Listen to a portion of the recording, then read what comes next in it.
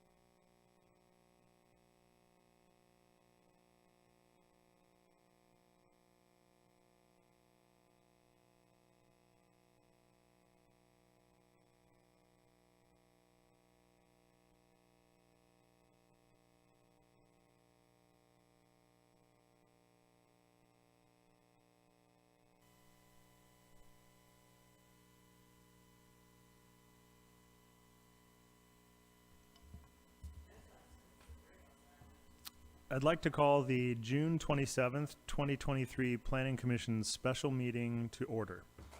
The Planning Commission is holding hybrid meetings. Members of the public can attend the meeting in person or observe the meeting on Zoom online by visiting www.cityofarcata.org and following the live meetings link at the bottom of the city's homepage, or on the city's YouTube channel. If you are attending remotely, please be aware that the Zoom feed provides the closest to real-time stream. If you rely on the other feeds and you wish to make comments, please be aware of the time lag on those feeds. The first item on our agenda is the land acknowledgement. The City of Arcata acknowledges that the lands we are located on are the unceded ancestral lands of the Wiyot tribe. The land that Arcata rests on is known in the Wiyot language as Gudene, meaning over in the woods or among the redwoods. Past actions by local, state, and federal governments removed the Wiyot and other indigenous peoples from the land and threatened to destroy their cultural practices. The City of Arcata acknowledges the Wiyot community, their elders both past and present, as well as future generations. This acknowledgement seeks to aid in dismantling the legacy narratives of settler colonialism.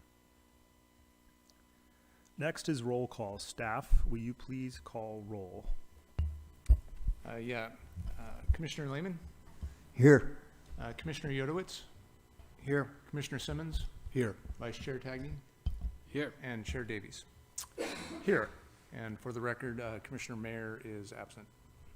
Thank you very much. We are joined today by Community Development Department staff, Director David Loya and Deputy Director Jennifer Dart. Next, we will have public comment. During this time, people may make comments about items that are on the agenda. We will not be opening public comment on each item individually. If you have comments about items that are listed on our agenda today, please line up now behind the lectern. If you are on Zoom and you wish to make oral communications on matters that are on today's agenda, please raise your hand by selecting the raise hand icon on the right side of your screen or by pressing *9 if you are calling in. For those on Zoom, when it is your turn to speak, the clerk will unmute you. With that, I'd like to open public comment. Each speaker will have 3 minutes to comment. Feel free to state your name for the record. May we have the first speaker, please. Good evening. On your PDF page 585, policy N-3, transportation, noise sources and levels. N3B, transportation noise sources should be periodically measured and significantly increased, mitigated so that not to exceed the levels specified in the table. N2, for outdoor activity, are interior spaces or existing receptacles. This is all language that you're eliminating. So you're basically taking state law and decided to eliminate all of this. And this is also what I've been asking for the last year and a half for the City Council and the Planning Commission and the staff and the city leaders to address. So I don't know what to say. I'm totally unacceptable that you're just like everything that I wrote and that has basically been acknowledged by the city that is a problem, and waiting a whole year and a half for you to address this problem. And so what do? Is you just cross out all the language with state law. So wouldn't be surprised if a single one of you is going to back me up on this, but I'm at a point now I'm taking notes on who is on what side of this, because I'm going to go to the state of California and I'm sure they're going to back me on this and not, allow this language just to be eliminated. So I hope that you are wise enough tonight to not go along with this and cross out all this language. And it's not just on that part, it's on page 588 and it's just unbelievable. This is how you're dealing with the noise element. This is how you're responding. And I have to say, it's not only this, it's from public safety, from the standpoint, I've been here and I've never seen anybody stop for for speeding. They'll flip their car over in front of my house. They'll walk out, crawl out of their car and say how high they are. Nothing is done. So your public safety is a joke. I mean, you're making no attempt at whatsoever. You're making no attempt from the noise element. You're making no attempt from the environmental aspect. There's so many things that I know because I've had jobs that I had to deal with, the stormwater pollution prevention plan. It's like you have no street sweeping going on for the last 5 years. I've lived in Marin, I've lived in Sonoma, I lived in Orange County, I lived in Santa Barbara County, I've lived in Nevada City. It's like clockwork. They clean their streets. And why do they do this? So that we don't have all this garbage going down our storm drains into our wetlands, into our bays. And what has been done here? Nothing. We seem to have people that have backgrounds in this area, but they don't seem to make this a priority. So I'm just waiting for when the reality is that you're going to actually address these problems instead of bearing a 600 and some page PDF that's kind of saying that you're doing everything when you're not. So wake up and start doing the right thing. Thank you for your comments. Come on down. Hi, my name is Carolyn. I'm a long-time resident. I just finished a hike, so I'm a little out of breath, but I'm a long-time resident of Humboldt County and Arcata. I don't want to be hostile, okay? But I have to say this, and the frustrating part about coming to the meetings is that it just seems like we aren't listened to as a public. It seems like different commissions are against the height limits, different things, and that just still stays in the planning. But I'm going to say that what I'm really here to talk about is the K and L Street situation. And first of all, I just need to point out there's a really good road to get through Arcata quickly, and it's called Highway 101.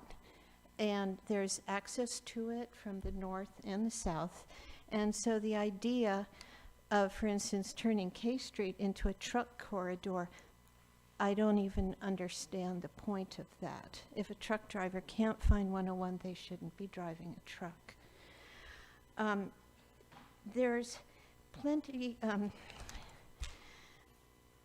there's only one totally safe bicycle route through town, and that is L Street and the paths, and that's also the only uninterrupted walking through town. It's safe for families, it's safe for people that are disabled.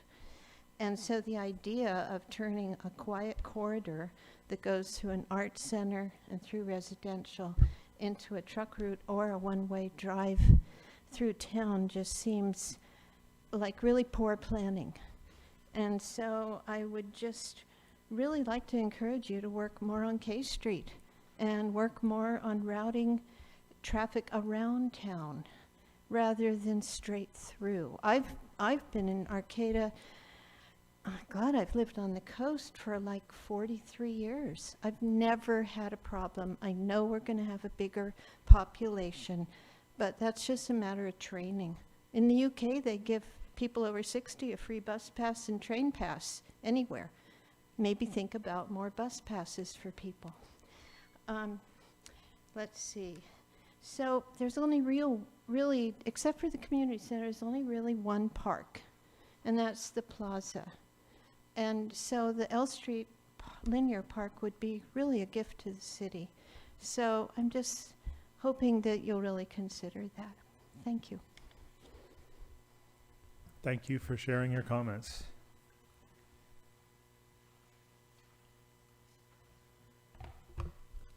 Good evening, Patricia Combianica. Yeah, I don't even know what to say anymore at these meetings. We've been encouraged to come, and we all read the agenda packets and pile through it and compile everything and do our research. It's spent hours and hours and hours of our time just to try to make Arcata better. And we're like, oh, welcome, we welcome your input, but all our input the public has been given, or the public has given to the city of Arcata, has been completely ignored. We were told there would be solar shading models. Don't worry, your house will not be shaded. We came up with a solar shading model ourselves and got really riled up. David Loya was really upset with us and said, no, this is all wrong. There'll be setbacks and step backs. Your house will not be shaded. Come to the recent planning commission, the past planning commission meeting. Yes, our houses will be shaded, drastically shaded, 10 foot off of a property line, and the back or sides of property line. The back property line will have 0 setbacks or step backs. The community has asked for stopping at 4 stories. They asked that way back when at the town hall meeting. Nothing was compiled at that. That was back in January of 2022. Nothing ever came of that. Overwhelmingly, we as a community group counted what the wishes of the community was. The city never did. They didn't count one sticker or one Post-it note, but overwhelmingly, the citizens asked stop at 4 stories. It wasn't even close. It wasn't anything, and actually third came second place, and 2 stories or 3 stories came second place, and 2 stories came third place. The fire district, we don't know. There's supposed to be communications. We don't know if that's going to be remedied yet. Nothing has been given back to us. Oh, we're talking with Cal Poly, we're talking with the city, and we're talking with the fire district. We have gotten no feedback on that. We got no feedback on the wastewater treatment. The location for that was supposed to be in Samoa. Across the ideal location for relocating the wastewater treatment plant was across the street, Samoa, where soil science within the Gateway District. We brought that out repeatedly. It got just swept under the rug. So what do we come here? Why do we come here and ask to be listened to? Why are we told that, oh, it's painful to listen to you? Oh, but come. We want.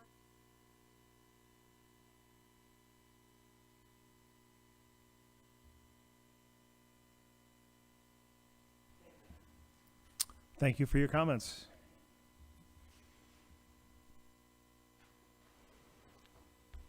Evening, commissioners, staff. Last week's, I think, what it seemed to trigger when your response to just even the idea of the enhanced step backs, it sort of triggered everything about the massing and how not giving an inch on things, and it starts to feel a little like the NRA. I mean, in this case, it's like, sorry, but that's how I feel. It starts to feel a little bit like, well, if we give them a step back, they may want a story, you know? And I mean, it's just like, at some point, if you go into the Gateway draft itself, I just didn't understand the response to all that. GA9P, human scale massing. Provide human scale and pedestrian-friendly building massing where large buildings are broken up into smaller volumes to fit in surrounding neighborhoods. GA9Q, transition to lower intensity uses, require buildings to incorporate massing strategies to minimize impacts on adjacent single-family homes. This is what was promised, and it seems like you guys are like taking out the chainsaw now. And then under GA9F, it's in red. I hope it's not being deleted, but I'm assuming it's because it was a recommendation of the Energy Committee. GA9F, solar shading, ensure new developments minimize solar shading to surrounding properties. So I'm just kind of asking you to kind of look back at everything we've been doing here. The response is, I kind of feel like what Patricia said, there's really a lack of respect for the input. And we do a lot, I do a lot of research. I look into this. I look into the agenda packets. I look into in a lot of different things. You know, well, tonight was kind of hilarious, 613 pages, like a Michener novel, but it is just a bit of rerun of a lot of different things in there. So with that in mind, I just ask you to, pay attention to what's inputs come in, pay attention to what the community members are saying, and look at the draft. I mean, it seems to say those things, at least that was the promise. And on that last note, I feel like the L Street Linear Park question mark still out there, and the couplet. I see you also moving toward that and seeming to disregard a large population right now that's well over like 750 people who said, no, we'd like to have a park. And just keep that in mind too. I mean, I realize that your recommendations are recommendations, but I'm just not sure how this works. I always assume that you took the input, you incorporated it into it, and the choices were made after you put it all together. Anyway, thank you. Thanks for your comments. Hi, hello, my name's Joanne McGarry, and I come here all the time. I'm not as in-depth knowledgeable as many of these people who speak before me are, or who will come after me, but I'm really concerned that what we are deciding now in this group, with this demographic, and what is being proposed for the future, for the next generations, is something that is not going to be a livable, thrivable style of a community here in Arcata if we keep going up and keep cookie cuttering things and take away open space and not get rid of cars.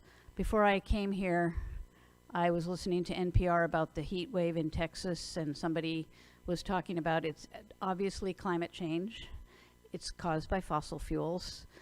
And if our community really wants to be in the vanguard, in the cutting edge of progress for a livable future in our town, in our region, and in the world, we can really boldly go where no one else has gone yet and design our community livable. I've long felt that being more grounded as a community is more important and safer than going up in unstable ground with sea level rising, and just the psychology sometimes of being isolated high up. So I'm a big fan of 3 stories and a functional rooftop when we think about design of future housing, and keeping green space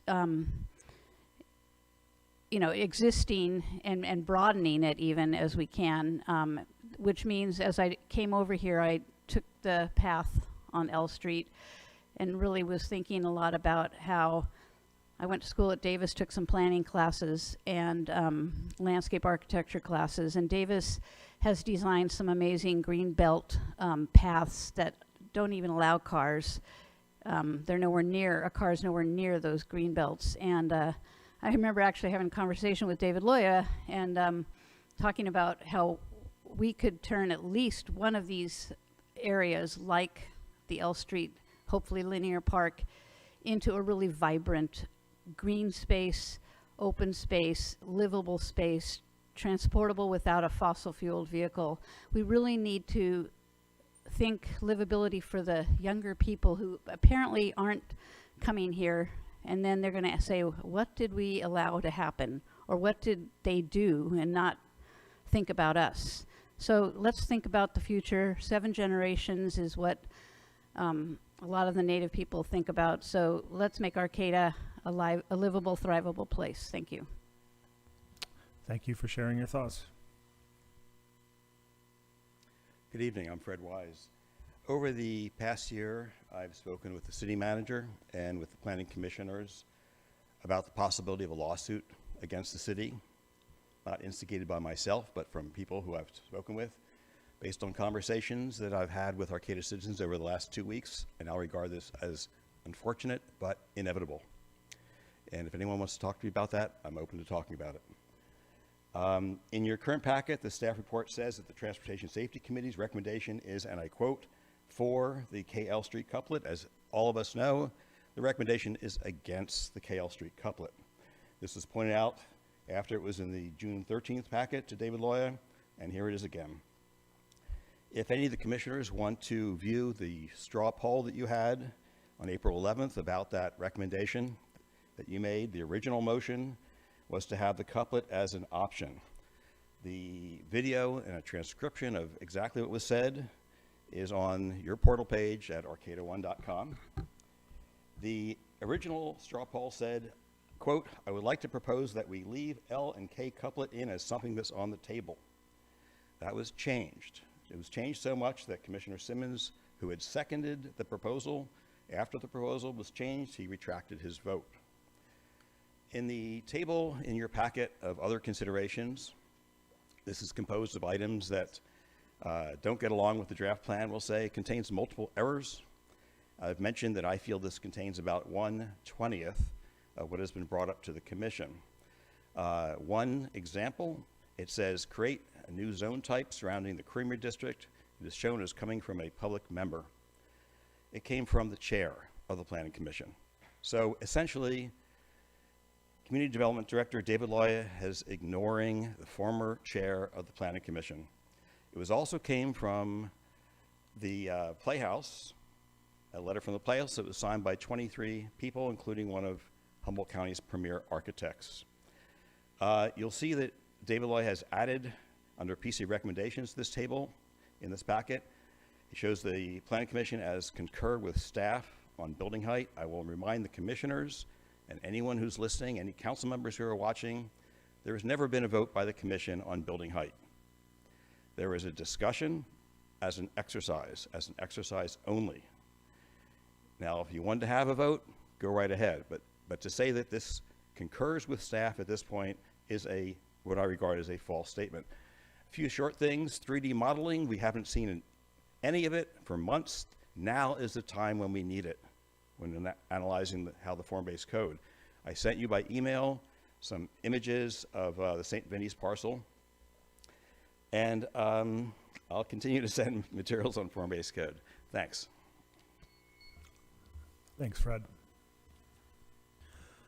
Commenters online? Yes, we do. Go ahead, Lisa. Good evening, Commissioners. I'm speaking tonight to remind you that there is an important, outstanding issue that pertains to the land use and growth management elements in relation to protection of Arcata Bottom agricultural lands and the Western Greenbelt. The removal of language in the land use element titled Protection of Natural and Agricultural Lands, specifically stating their productive open space and natural resource values are important to the community and shall be preserved, and conversion to other non-compatible uses shall be prohibited. That's the end of that language. This language removal, coupled with the sphere of influence continuing to include prime agricultural land, leaves these important resources vulnerable to annexation and development. This would be contrary to efforts over the last 50+ years to protect these lands. Thank you. Thank you for your comments.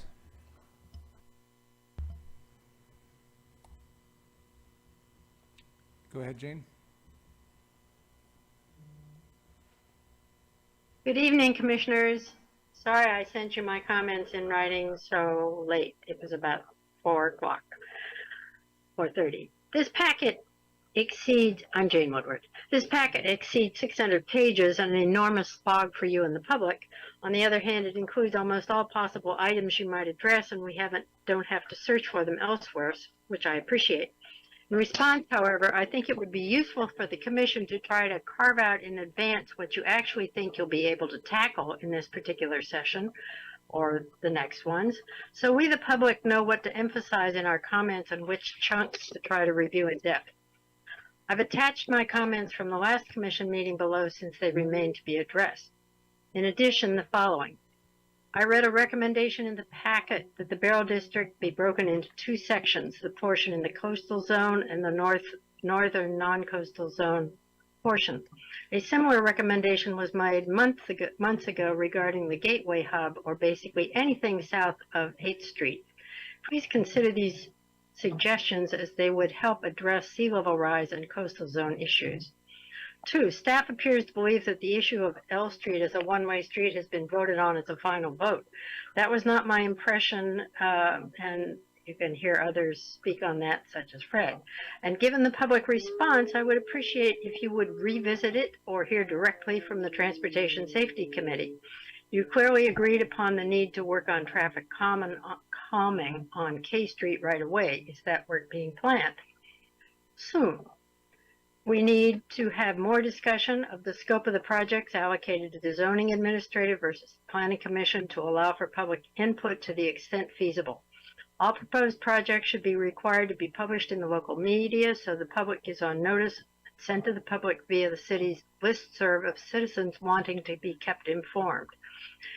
We need to have more discussion of the economic viability and wisdom of building up to 7-story buildings in an area that is subject to sea level rise within 20 to 80 years, and what kind of construction we would be recommending due to sea level rise and geological earthquake issues.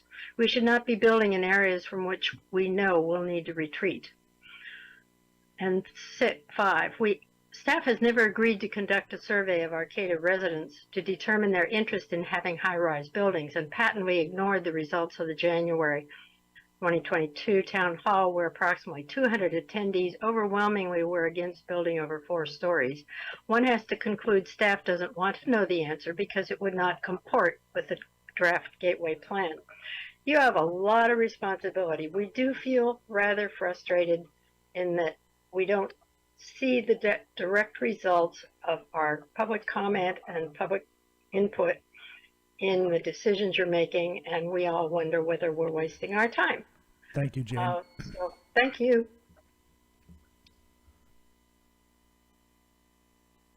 That's all the comment online.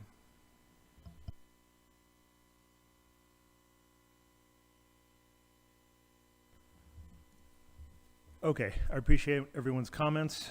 We do appreciate your participation and input. I would like to say that here in our meetings, we get a certain bandwidth of public opinion, but through our emails and interactions across the community, there are a lot of community members that have different opinions about the work we're doing, and I know it can feel frustrating sometimes. You feel like your comments are maybe not being followed, but I think the nature of the process is that some people's comments get followed, and it's just part of this whole democratic process. So I do appreciate everyone's input.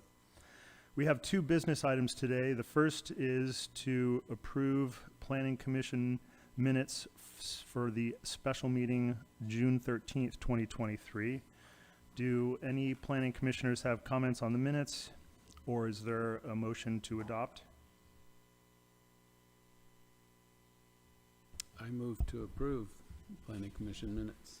We have a motion to approve. Do we have a second? I'll second. We have a motion and a second. All in favor? Aye. Aye. Aye. Motion passes. The next agenda item this evening is to consider a recommendation to the City Council on the general plan updates. And as usual, can we please begin with the staff report? Hey, good evening, Chair and Commissioners. I'll break this into a couple of different pieces because there's a little bit of work tonight.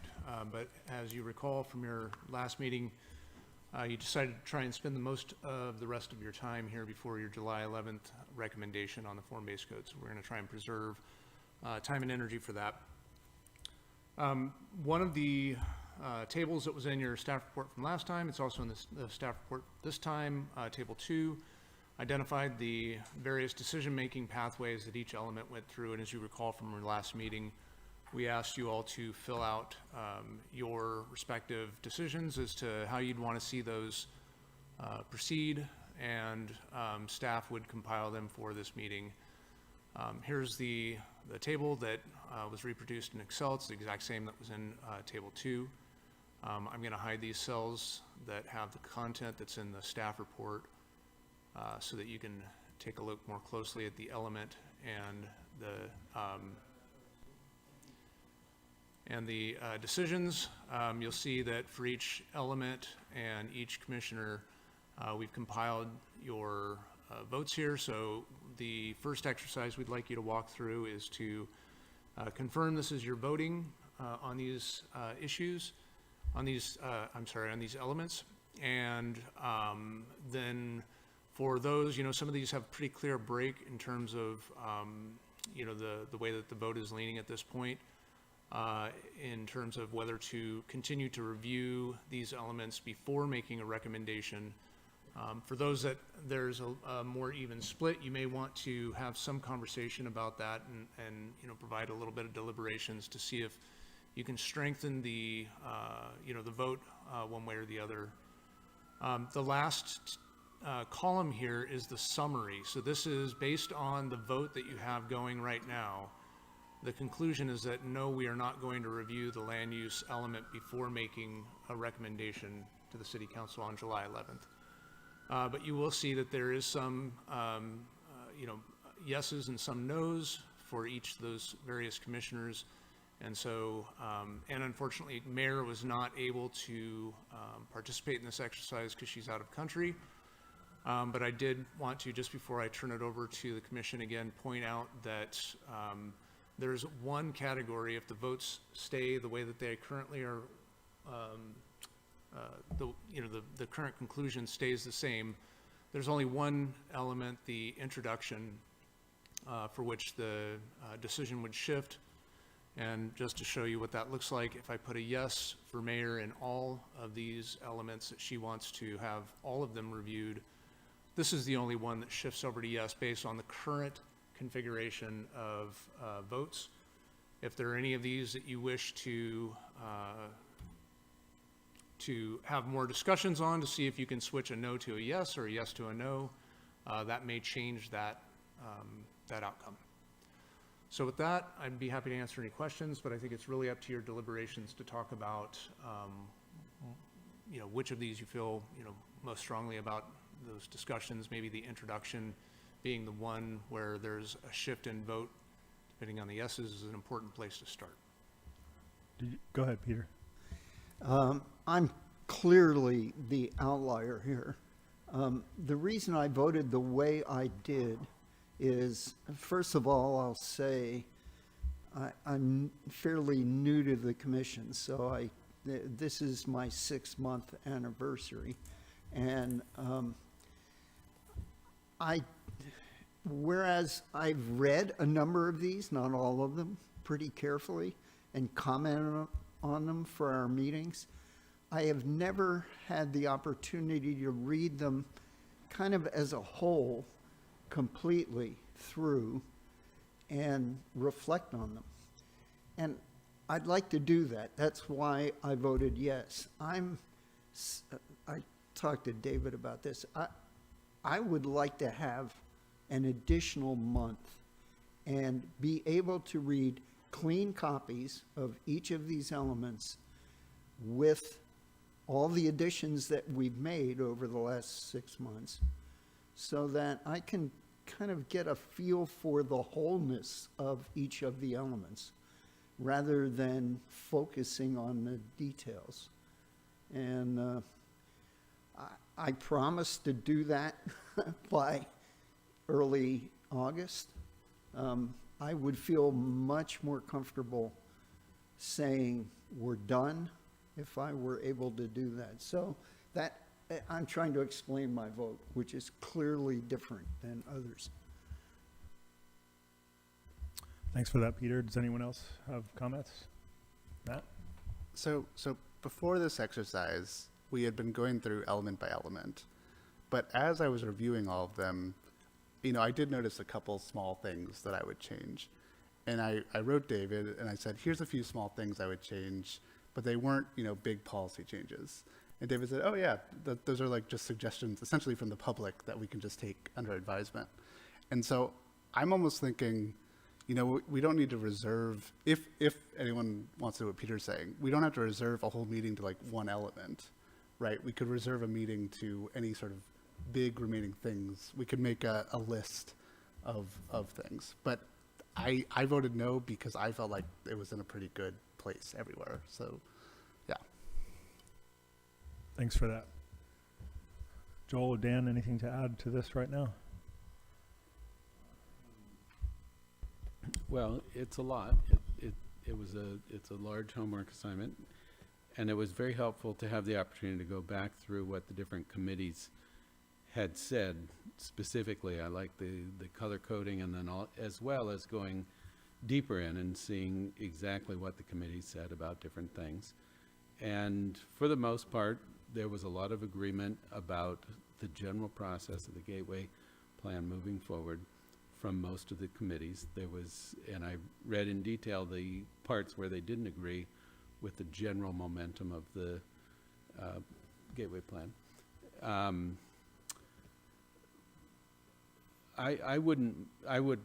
It was hard to read cut up versions, like Peter said, with, lots of notes, or even sections you couldn't read because the note was right over the, chunk of paragraph or something like that. And if we can have more time, it would be great to just ponder this deeper. It's a big deal. I'm not quite sure why the time frame is so set on July 11th, and if it doesn't need to be, I would be happy to go a little longer. Otherwise, generally, I did feel like I thoroughly analyzed what all these different committees and participating entities said about this project, and I feel like there was almost complete agreement, and the few places where there really clearly wasn't, I know that we have had some thorough discussions about and did straw polls about and overrode them. So, they are part of the record, but as far as our deliberations, they haven't moved the needle on where we stood on the issues up there. So I know I'm not asking for something distinct here. I'm just kind of sharing my thoughts on it. Yeah, I think that's helpful. I appreciate everyone's comments and thoughts on the process. I think for me, I'm thinking about a couple of things. One is the vote we took to prioritize the time that we have to work on the Gateway Code and preserve bandwidth for that. Two, we did go through these items, albeit under prior to the framework, but they still were before us, and some of us anyways had a chance to review it. Certainly the full commission did at that point. I would suggest that at the very least we would go through item 10, since that seems to be the place where the vote is the closest. Be happy to pull introduction for a conversation.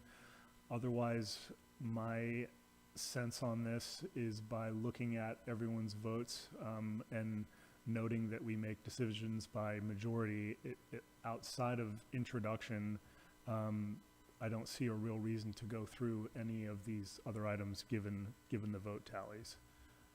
But does anyone have a objection to that pathway to working through this table and the vote tallies as they are?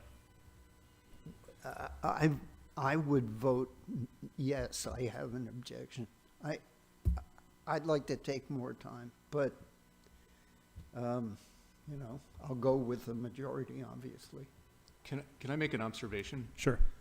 So, I understand the slight nuances between why folks voted the way that they voted. And I think what Dan just articulated was sort of this, I'm moderately comfortable moving forward. Sure, if there was some more time, I would love to take it. I'm hearing these kinds of things. Joel, may have some comments to add, but one thing you could do is have a motion that was something along the lines of what Dan just said, where, we, and kind of combining what Commissioner Simmons said, that, we've reviewed these, we're generally in line with these, we want you to start working on this. This is basically the direction we're moving forward with. There may be some, minor tweaks that we're gonna want to recommend moving forward from here.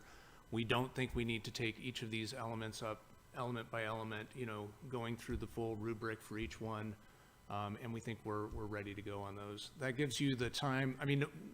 The decision on the 11th is not a final recommendation. We're not even having you adopt a resolution. You're just forwarding a recommendation, preliminary recommendation to the city council so that they can start working on it. And if you'll recall, when they asked for a decision in July from the Planning Commission, That was at a time when we weren't making much progress on making decisions. I think we've had a complete 180 since that time, and the commission is making many decisions and making them, very, rapidly. So you could, forward a recommendation that sort of, constitutes your current thinking on, on the elements, and, take then the next couple of meetings, take the next month to, vet out these additional details. We can talk about, the items that Commissioner Simmons brought up or that any of you wish to bring up to just really hone in on. That'll give Commissioner Lehman the time to, review the documents in more detail for the holistic point of view. And then you'll be well prepared when it does come time for the commission to adopt a resolution making a formal recommendation to the city council that these are the final documents. I think part of the reason why they made that decision was because the city council wants to get involved. They want to start reviewing this document. They want to know that they've got documents that you all think are, are close to snuff. And they even said at the time that, if you needed an additional month, that wasn't an issue. It was just not making, this was the subtext, not making any progress was what the issue was. Now we've demonstrated we're making progress. So that would be my suggestion, is that, if you want to let the vote stand as it is, to forward these on as a recommendation, that's kind of a light recommendation, we're generally headed in the right direction, and let them know we also may have some additional comments, but this is basically where we're landing.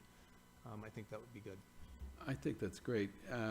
Would this then be agendized at some date specific so that we have whatever, 2 weeks, 3 weeks, a month to read a clean version and bring Yeah. back, as Matt said, any little Yeah, minor changes? absolutely. So what you would do moving forward from here is, this is gonna be part of your recommendation on July 11th. Part of the action will involve a statement about where you as a commission land on these elements as they're currently drafted. Excuse me. And then, also acknowledging that there's some follow-up work that you want to do.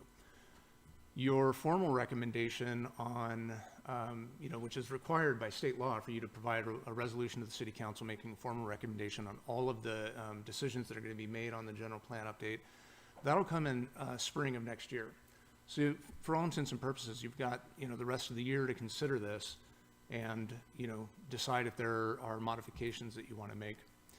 To some of the public comment that was made about, where, this falls in line with, decisions that you've actually made or comments that the public has made that haven't been incorporated, comments that the committees have made that haven't been incorporated. This still allows for time for you to make those decisions as well. And in fact, this was going to come later in the discussion, but one commenter referenced attachment I that has the, these are basically the other considerations table. These are things that weren't incorporated into the various elements. The majority of them come out of the gateway element. And what we've done here at the staff level, as we had mentioned in the staff report, is that based on conversations that you've had previously, we've inserted what we expect you're going to say as a commission, that you concur with staff on this issue, for example. And so these are in your packet as item I. You will be able to, what the staff report asks you to do is to come back to this table and verify, do you as a commission agree that you concur with staff on this item? And for the items that don't have anything, where do you land? Because we only made this concur with staff sort of lead in on areas where staff felt pretty confident based on the discussions that you've had, the decisions that you've already made over the last several months. And I would recommend that you do this work similar to what we did with the table 2, where you do your homework independently.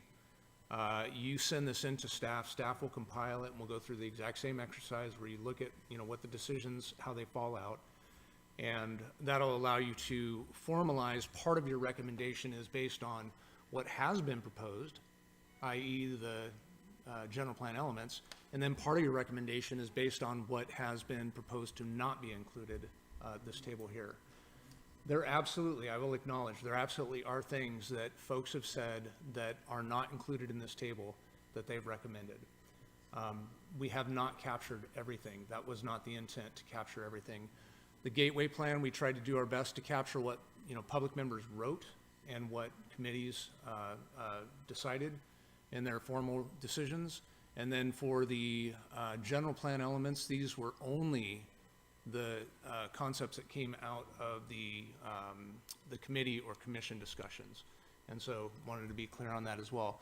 But looking at those two documents, looking at both the general plan in its current state, and then looking at the items that were not included yet in the drafts, you'll be able to move forward with a recommendation on, what to include to the city council at this point, recognizing that the final decision isn't until next spring. Joel, go ahead. Yeah, first I just want to briefly explain my vote on a couple of the elements, particularly the mobility and the gateway, in which I got outvoted. I don't, at least on mobility, I wasn't a member of the commission at the time.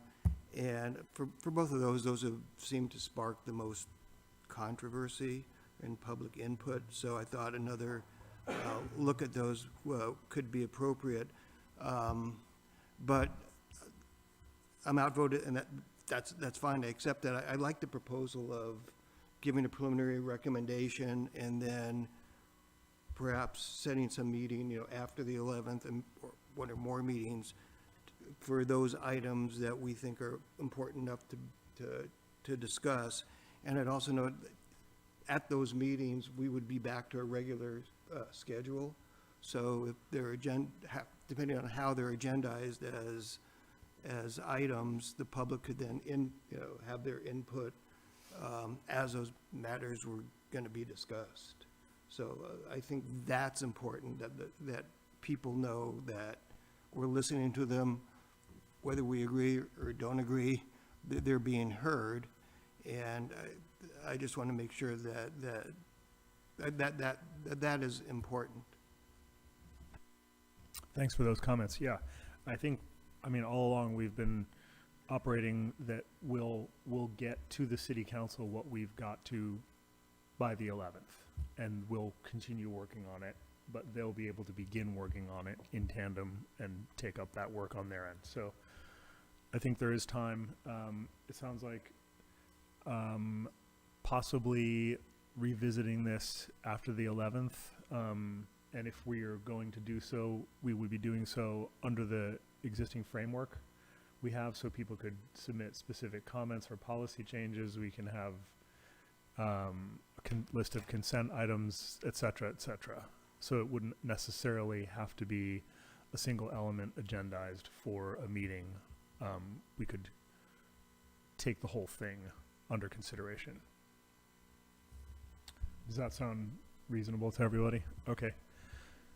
So, sounds like there's agreement there, and that would allow us also to focus the time, as we said last meeting, on the Gateway Code, which we have, for the record, this is our last meeting under the special meeting status regarding public comment. So our next meeting, Judith will be back, and we will be back. We will be out of special meeting. We will still be starting at 5:30, but we will have public comment on every agenda item as well as at the beginning. Okay, so are you tracking all that? Absolutely, and I just wanted to confirm before we close on this, Chair, that I think you changed your vote on the introduction. Is that correct? Well, if we're going to revisit it, and if we're going to hand this table over as this is where our thinking is now, I'm open, but if we're going to hand it over as a table and revisit the bulk of it later, then we should just turn it over as is, or, if commissioners would like to take more time to talk to item 10 introduction now and then revisit the rest of the table, I guess that feels a little bit clunky to me, but I'm open, depending on, I want to get to the code. Yeah, I guess what I was thinking is, I shifted my thinking insofar as, having heard from the rest of the commissioners, it sounded like there was a clear desire to put this, to bring this back. But if we're able to submit this table as part of our recommendation on the 11th, and we know that we're going to have this back and we'll be able to put it through the framework, then I'm comfortable leaving that discussion about the introduction as well as the other elements for that time so that we can focus on the gateway code now. Scott, when do you imagine we're gonna, what kind of schedule are we gonna use to look at these again? Well, we could bring this up after the 11th. Well, we still have I suppose it depends on how much bike rack progress we get to in part, but as David said, it's till next spring before we're going to finalize this. So we've got plenty of time to give everyone a chance to dig through it, prepare comments, and put it on the agenda. Do you have any scheduling thoughts about that, David? Yeah, I mean, we'll just put it on the agenda for each meeting until you're done. And I think approaching it with the discussion guide approach, where commissioners, if they have specific changes they want to propose, they send those in before we get the packets out, and we can, get them in the packets like we've done this time, and that's a good way to do it. Yeah, I feel much more comfortable with that in mind. Great. Good. I'm glad. Sounds like there's consensus there. Everyone feels good about that. So, having said that, can we then, do we need another staff report, or we're just going to transition into taking a look at proposed gateway code changes? Yeah, the only thing I'll say in prep for this, which I do have the discussion guide up here, and we'll talk a little bit about why they're big, bold, red text for a second, but I did want to mention that, we've been getting a lot of comments. You got an email from CRTP with several comments about specific changes to the code. Over the last couple of weeks, we received some specific comments on changes to the code from other public members, and we're also getting them from the commissioners. And so what I'd like to suggest to, kind of ensure that the commission is seeing the recommendations that the public members are making is that public members who send us specific recommendations on changes to the gateway code before the start of business on Monday, the 3rd of July. So, send them Sunday night so that they're there in our inbox Monday, the 3rd. We will get those into the packet. Now, we've changed our protocol over the course of this review, and we've been putting all of those comments onto the website and directing commissioners to review those on the website. Most people are CCing you. They're emailing you directly, but there are a few that are coming in that are coming to staff, and we're putting those on the website, and then we're asking you to take a look at those. So we'll go back through the last several weeks since the code was released and cull those out of the communications we've received, and then if anybody sends in new communications on specific recommendations for change, we can put those into the packet. You'll be able to explicitly vote on those changes. If there are any that you want to pull forward and say, hey, let's talk about this one, when you're looking at them in your packet for the next meeting, you'll be able to do that. At this meeting, we compiled the suggestions that came in from commissioners, and the second and third ones here were Commissioner Yodowitz's. I spoke with him about these in the intervening time and read or basically gave the same information that is written into the compilation here, and he asked to retract these as recommendations given the recommendations. So if everyone's okay, I'm going to block out the first, second and third as not moving forward. Does anyone have an objection to that? No. Okay, so then I didn't have time to compile these into consent items, so if we'll just go through these. If there's no staff comment, generally that means, we don't have a strong position on it one way or the other. This first one, appeals should be limited to residents. I spoke with our city attorney, and I think this is legally problematic. There may be other people who have standing, but the comment that came after I wrote this is that the city attorney did say that we could think through ways to make sure that the standing is limited. So, someone on the other side of the planet can't just, file an appeal for no reason. Not that that's ever happened, but so staff is recommending you don't adopt number 1, changing any person to Arcata residents, but would put forward the idea that it's fertile ground for a discussion about who should have standing in these appeals. That was my comment, to change it to any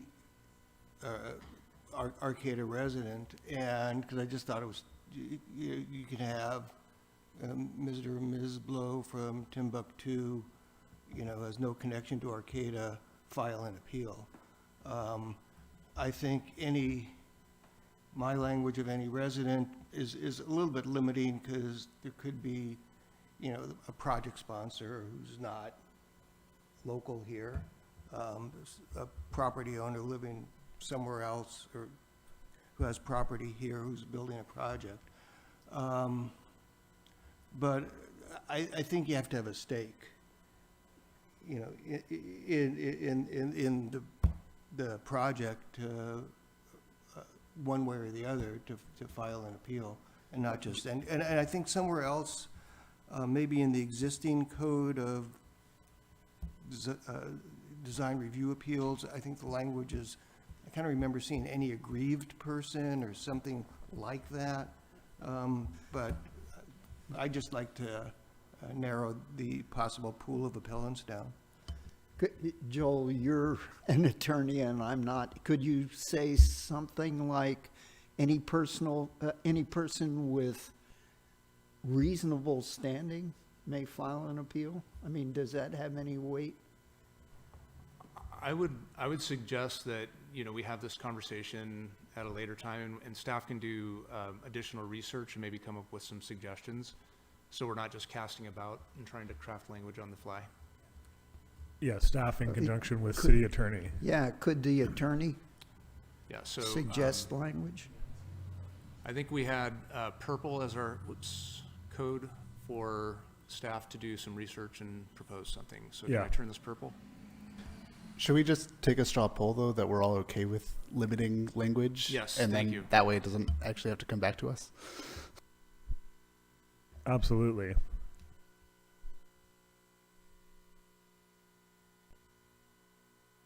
Okay, number 4 is on consent. There was an error that was caught, so I'm going to turn that green. Everyone's okay with that? Okay, landscaping. Joel, I think this was yours, maybe? Right. I was just suggesting a limitation of the type of landscaping to native plants. Strictly native? Only native? Yeah, well, I'm open, but primarily, I'm not, I don't know much about horticulture, but I don't know that we want to introduce things that might be harmful to the local environment.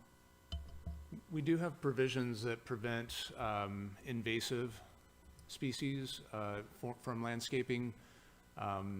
We've tried to push the boundaries on requiring native landscaping in the past, and there's just it's a hard line to toe. And many people, I would say most people's aesthetic around native plants, those two things don't, the Venn diagram doesn't overlap very much. I agree. So, primarily native plants? Or encouraging natives? Encourage, that's even better. you okay with that friendly modification? Yes.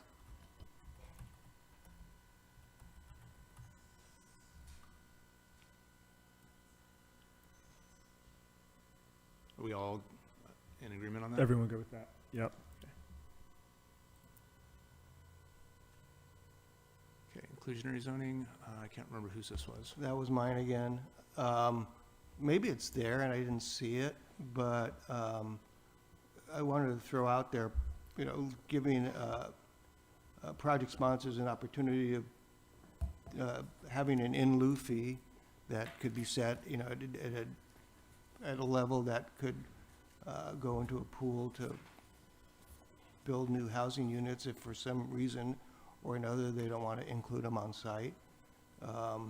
And then obviously the city could, whatever, would need to adopt language as to how those fees were used and to make sure the in lieu, if that housing was built in the Gateway area. But I just wanted to throw that out there for discussion.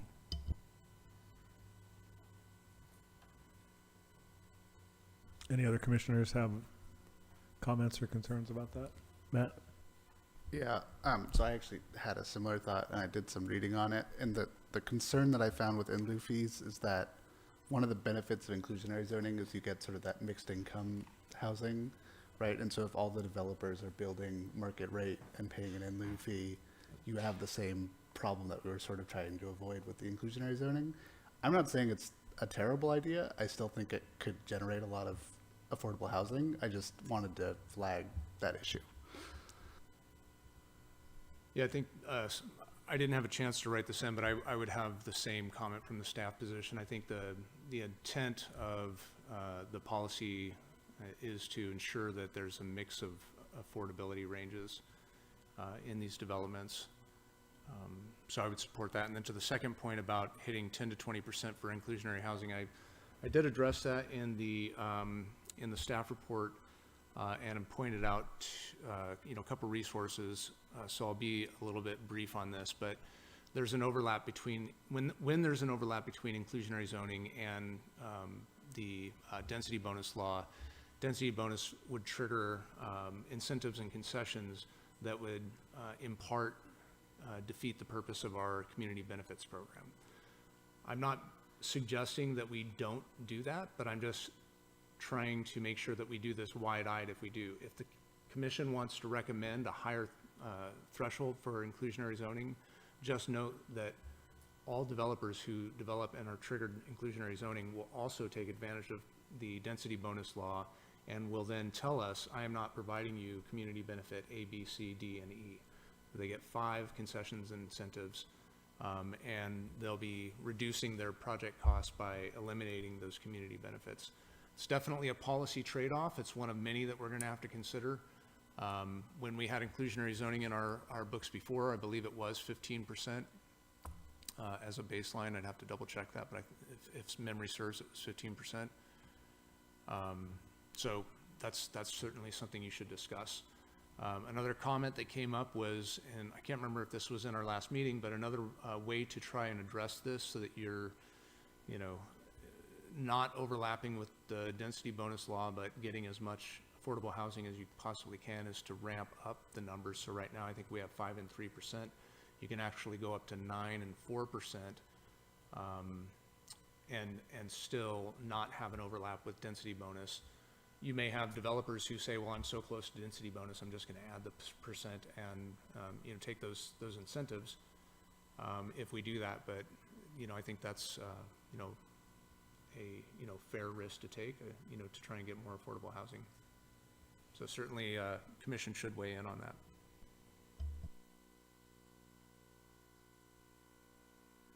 Are there recent projects that have taken advantage of the density bonus laws? We haven't had a density bonus project in a fair amount of time. The density bonus used to be a lot weaker than it is currently. And so I would not be surprised to see projects taking advantage of them moving forward.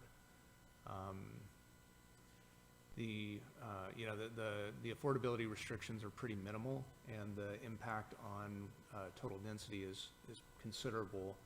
And then when you take into consideration that the developers can basically pick and choose which standards and fees they're going to adhere to, it's a pretty strong incentive now. So I think it will change in the future. I think we've done like maybe 2 density bonus projects in the time that I've been working here. And you think the likelihood of the density bonus being utilized renders the in lieu fees less relevant? Not necessarily, but I would not recommend, or I wouldn't give a full-throated recommendation for in lieu fee options, just because I think it runs counter to the concept of trying to have mixed income, not only mixed income neighborhoods or mixed income community, but mixed income buildings. And that, lower income folks are getting the same, benefits from, the architecture and design and, and whatever else that's coming with those market rate units. I don't have experience with this. If these options are available, do people use them a lot? I mean, are we opening a big door here? The options of in lieu fee. Yeah. I think that you will see people who are coming in and their idea is to build, a luxury condo project, and they don't want to have any low-income units in that project. And so they would pay the in lieu fee. And I think that, another way of looking at this is not only does it run counter to the policy, but it runs counter to the efforts that we're attempting to prevent gentrification through these specific policy recommendations that incorporate affordable housing into these projects. So it's not just like we're conflicting with our policy. That's not a problem. We just change our policy. But it's also having the negative effect on the community that we design the policy around trying to counteract.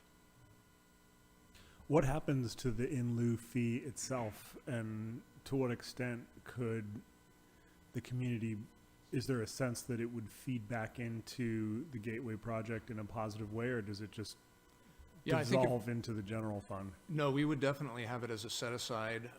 It would likely fall under my department to manage those fees. We'd set up a trust account.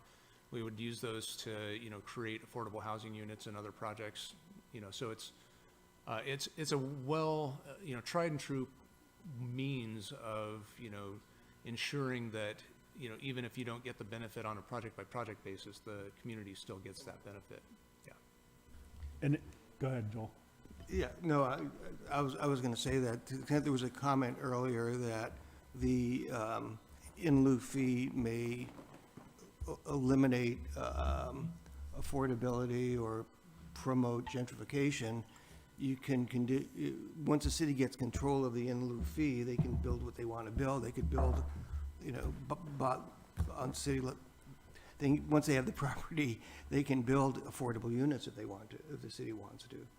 And they can build them in the Gateway. So it is, yes, maybe it's a concern, but it's not, to me, that's not a huge concern. I'm not qualified to run numbers to know whether it's more enticing for a developer to do an in lieu fee rather than on-site units. But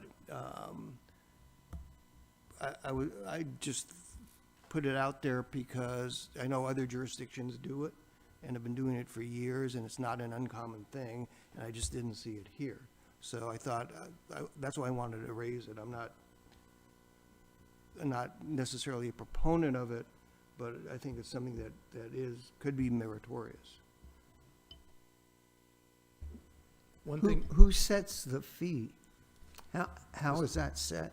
Yeah, the city would have to develop a rubric for, identifying the cost per unit, and, we can certainly do that. One thing that the commission could consider recommending is allowing for some proportion of the units to be in lieu instead of in place.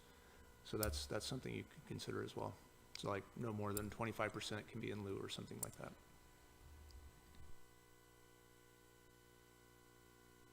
Feels like we could go around and around on this for Yeah. a while. Maybe gradients of agreement. See where people land on this. Yeah, I'm a solid 3 on this. 4. Peter? I think I'm a 4 too. Joel? It was my proposal, so Hopefully stronger than 3. yeah, 4.5. Yeah, 4.5 means. Four, that four's a you're- low one. Yeah, 4 means you're opposed to it. Okay. No. So okay, so as written, or limitation to certain proportion.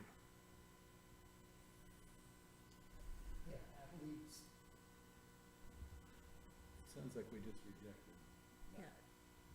Rejecting this. Yeah, we were 2 3s, 2 4s, and a 1 or a 2, something. Okay. Yeah, I think that's One and enough. a half. Okay. And there were 2 parts of this. What do we do to maximize the percentage? Do you want to move on to this piece, or do you want to move on to the next one? I said in another proposal down below that we should raise it from where it was originally, but that we should not raise it above the density bonus. And so I think you had thrown out a few numbers a few minutes ago, which I don't remember off the top of my head, but raising it some, because the original proposal was definitely lower than the density bonus, trigger zone. I would be more than happy with.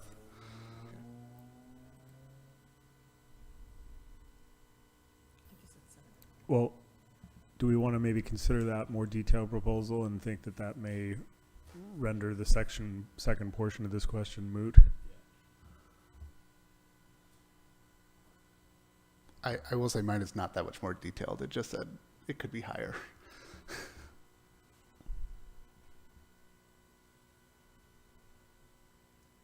Can somebody remind me the range that we're talking here? I'm pretty sure David said 7 and 9. Right now we're at 3 and 5. The other thing about, so the original draft had low income.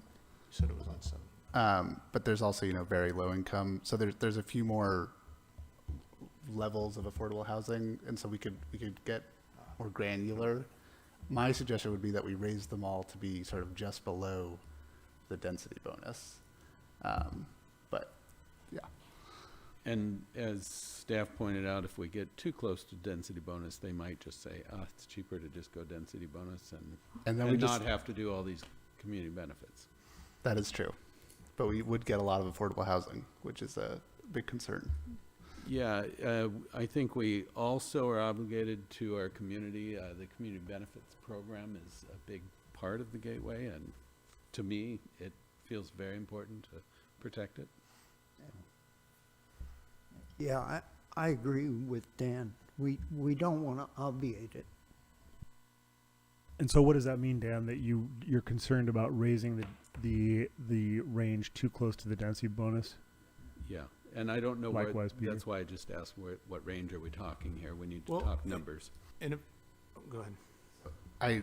This is spurning. So one of the things we did with the benefits was we are going to have the city council make it a resolution so that they can amend it easier in the future. And I actually think that these numbers probably should be like that too, because it's sort of a dial that you might want to turn depending on market conditions. And so another suggestion I have is that we sort of make this a more flexible piece of this, right? Because we don't want to set it in stone today and have it 10 years from now not make any sense. I can look into that. I think that whereas the community benefits program is a voluntary program, this is a zoning ordinance that is mandatory, and so that may need to be codified in an ordinance. So I can look into that. The other thing I wanted to point out is that in the community benefits program, there's actually one of the benefit options is if you give 10% more affordable housing than what's required by the inclusionary zoning requirement, you get a certain number of points.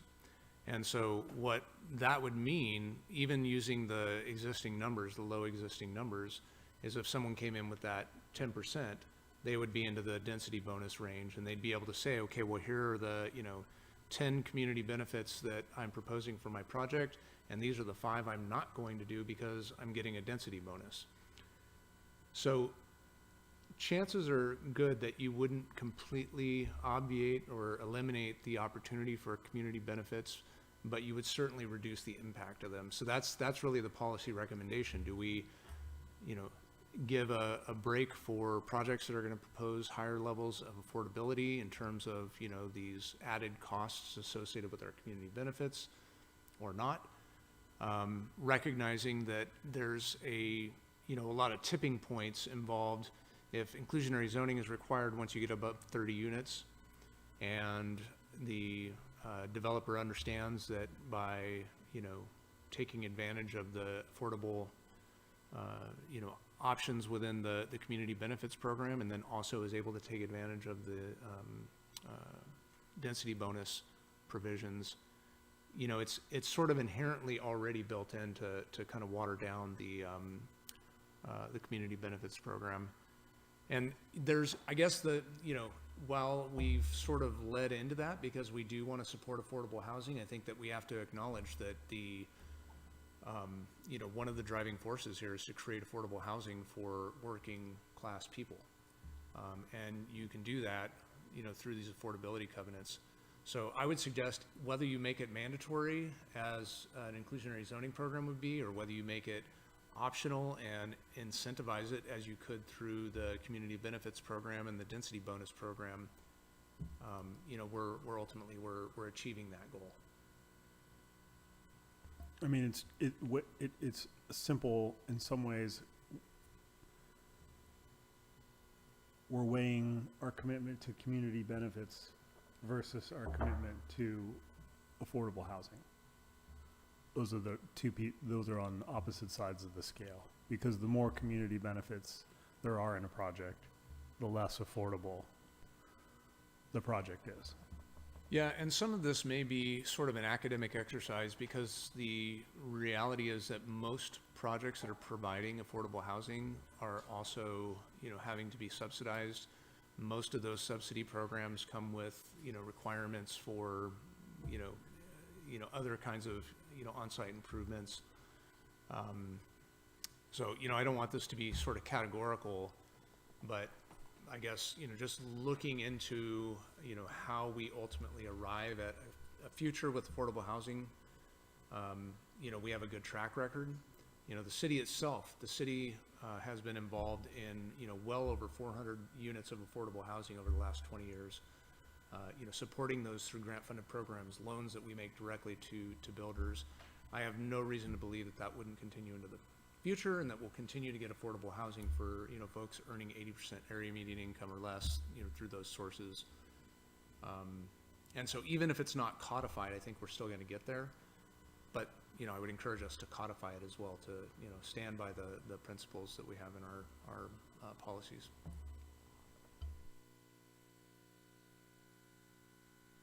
Well, there's a difference between inclusionary zoning and sort of grant-funded, deed-restricted, affordable developments, right? Like inclusionary zoning, we're putting that burden on private developers, and then the others are kind of being developed through a different pathway. Well, yes and no. I mean, there's, in fact, one of the main reasons we took inclusionary zoning out of our zoning ordinance was because we couldn't fund it anymore. So almost every inclusionary zoning unit that got built prior to 2014 was built with redevelopment agency assistance. And we had a very low threshold at that point for, trigger. It was like at 5 units. I believe if you built more than 4 units, you had to do inclusionary zoning. And so, just the program wasn't working. And without that financial backing, projects just weren't working. So I would say that yes, if inclusionary zoning triggered, it's definitely a requirement that they provide it. But I would also say that where inclusionary zoning is triggered, and in particular where people were wanting to do more affordable housing, the city would be very interested in participating and trying to find ways to partner financially. Yeah, I was just going to say that I don't think any builder will build inclusionary housing unless they're required to, or they get some benefit by doing that.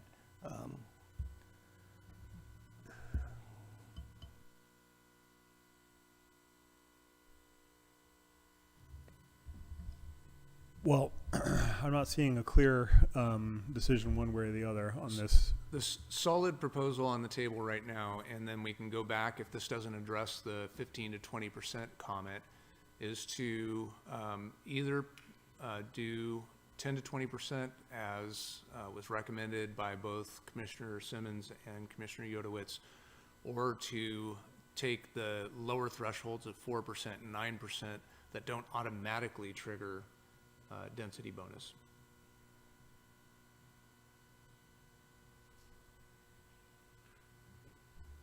I'm closer to the 4 to 9%.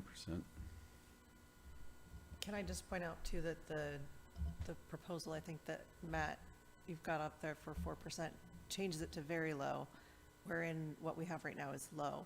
So it would lump low and moderate to 9%, and then the 4% was very low. So I just wanted to point that out too. Does that have the effect of changing the net numbers? No, it doesn't. And what I would say too is a further clarification. The moderate income units, we would want to mirror what they have in density bonus law, and basically moderate income units qualify if they're for sale units. So it's not just moderate income rental units. Got it. Okay, Dan, vote for closer to the 4 to 9 version of this. Peter, is that where you're landing based on some of the comments you made earlier? I guess. Yes, I think so. Okay. And Matt and Joel? Or Matt or Joel? Yeah, I'm okay with 4 to 9, 4 and 9. I would go with the higher ones. Okay, I'm gonna vote with the 4 to 9 group, so I think that language will pass.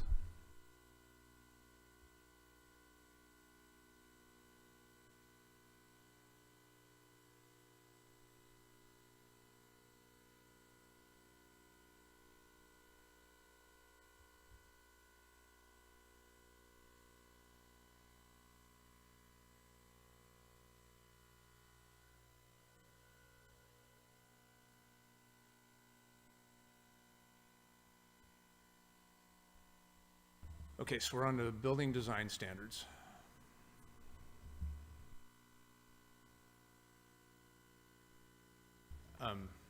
Joel, I think these may have been yours. One thing I would say in terms of these, we are attempting to get our architect that we're working with to your next meeting. And so if these pass, what I'd like to say is I'd like to get their feedback and have you hear from them before you formalize that. Because there may be some really good reasons why facade articulation, for example, is at its current. Maybe it gets too busy if you put 4 or more. That's fine. The one D and G2A there, I just wanted to throw out there because I'm not an architect and I just wasn't sure of the reasons that the proposal in the code currently reflects the spacing that it does. The third one on the glass, the reflectivity of glass is, maybe that's a personal aesthetic of mine, but I really don't like mirrored glass. And right now, I think it's just prohibited on the ground floor. So just throwing out there, prohibiting it, at any level of a building. Questions or concerns? What's the purpose of mirrored glass? Is it one way or something? Privacy, I presume? Yeah, I guess in just a design aesthetic. Well, again, that could be part of the architect discussion. These are all good points, but I'd love to hear back from somebody. That's fine. We don't have to vote on it now. And there might be, like, I don't know, bird strike considerations or something else with certain kinds of glass that would be relevant and good to hear about. So let's wait to hear from the architect on this item, purple.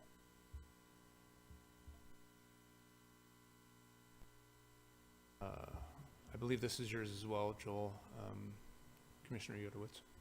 I'm not, well, I don't think I was the sole person on this. I think I was inspired by Matt, so he had his comments in at our last meeting on this one. I think we want to discourage particularly gas-operated vehicles as much as we can. I think eliminating a parking minimum would be one way to do that. Strong second and support for this policy. A strong third. I'll join with that voice. Dan? It's green.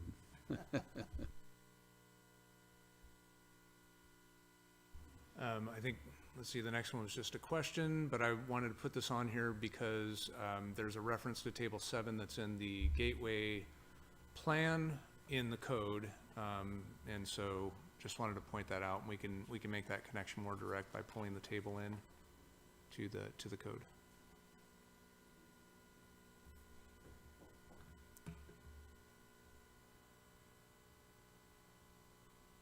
So we're looking at 10 community benefits now. Yeah. I think this is mine again. If there's, okay, there's no maximum. This is the first time I'm seeing staff's comment. So that's fine.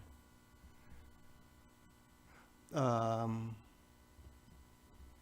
last one is just a proposal to add a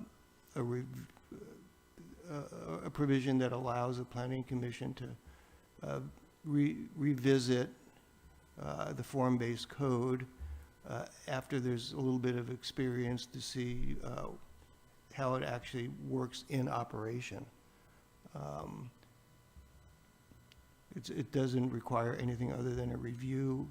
You know, the dates, I you know, kind of guesstimated dates in there. I'm happy if anybody wants to change those to some other time period. If this is really unnecessary, why put it in and why have dates at all? I mean, I don't want to speak for Commissioner Yodowitz, but I think, you know, it's fine to put that in as an accountability measure. You know, the reason why I say it's unnecessary is because I believe that, you know, the commission and the council will be tracking the process, you know, making tweaks as necessary, you know, if unintended consequences are coming up.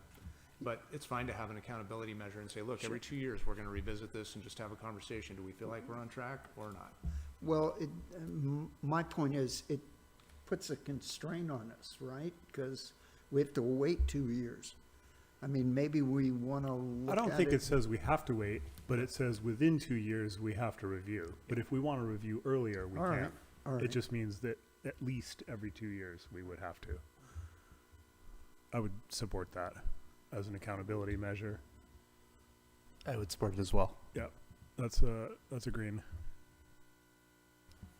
This one's mine. The current draft says that a ministerial permit could be continued 3 times. So that would be 4 meetings on a permit that is supposed to be just checking boxes. And I think it should only be allowed to be continued once. And if it's really that far off of the checked boxes, they should be going for a discretionary permit. Any questions or concerns by other commissioners? Is there a staff response to that? No, I mean, I think that's a, you know, reasonable approach as well. I think the 3 times came from mirroring some legislation that's recently been passed about, you know, ministerial reviews for, you know, for other projects that, I don't know if it's in SB 35, but it's in one of the recent streamlining laws that, you know, you can continue up to a total of 3 times with 4 meetings. If you want to make it 1, I don't see a problem with that. Everyone's in favor of that? Yep. Green it is. This next one's mine as well. I propose we reduce street-facing setback minimums by at least 10 feet. So currently we have a pedestrian realm requirement that goes onto private property, followed by an additional setback requirement. And I just feel like it's a overly excessive burden on developers.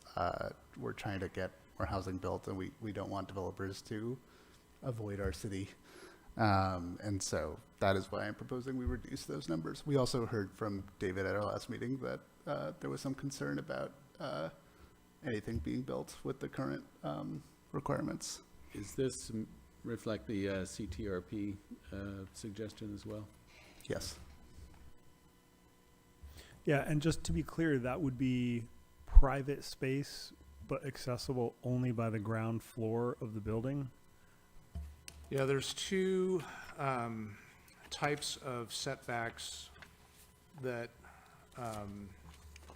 the buildings would have, depending on whether they are, on an active frontage or whether they're, more of like a, residential feeling. And these are under section 929070. And so there's the pedestrian realm is it's an expanded sidewalk.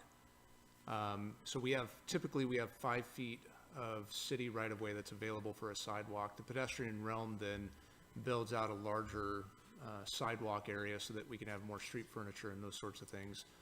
And then on the back of that, there's, depending on the frontage type, there's an additional setback for sort of private space, and it's larger or smaller depending on the type of project type of frontage it is. And so we did hear, as Commissioner Simmons said, we did hear from our architect that's working with our code writer now. After doing some ground truthing on the code, they're actually working on like building out sites, and we're hoping to share those with you on the 27th. But they came back and said, these setbacks are too large. They're going to be hard for projects to pencil with the size of your city blocks and the size of these projects, that they're just too big. And that's what your architect said. Mm-hmm. And just to be clear, these are private spaces, but there's both a private and a public element. So the question is, do we want currently right now there's for active frontages, there's a 5-foot requirement for the frontage zone, and for any other location that's not termed active, it would be 5 for active. For locations shown in 10. For all other locations, active frontages would either be 5 or 15, depending on whether they were. The setback would be 5 or 15, depending on whether they were active or not active. And then the landscape amenity zone is 5 feet inside of that. So you'd have, basically somewhere between 20 and 28 feet setback from the property line, encroaching into the buildable area to provide for these, other amenities, whether they're private space or whether they're, additional public space. And if I can just clarify my comments, the public space stuff is great. I love a wide sidewalk and room for a bike lane and all that kind of stuff. It's the additional private, landscaping requirements that I think are excessive, especially when you consider that we already are requiring those public setbacks. especially as the only people in the building that will be able to access those will be people on the ground floor. And so people on the additional floors get no benefit from that. I agree. I think that feels excessive. I would join. I would support this proposal. It does seem as though people on other floors, depending on how the project was designed, it could be a shared yard area or bocce ball court or something. But what we're saying, private, meaning behind a fence or not accessible to this enhanced sidewalk area, correct?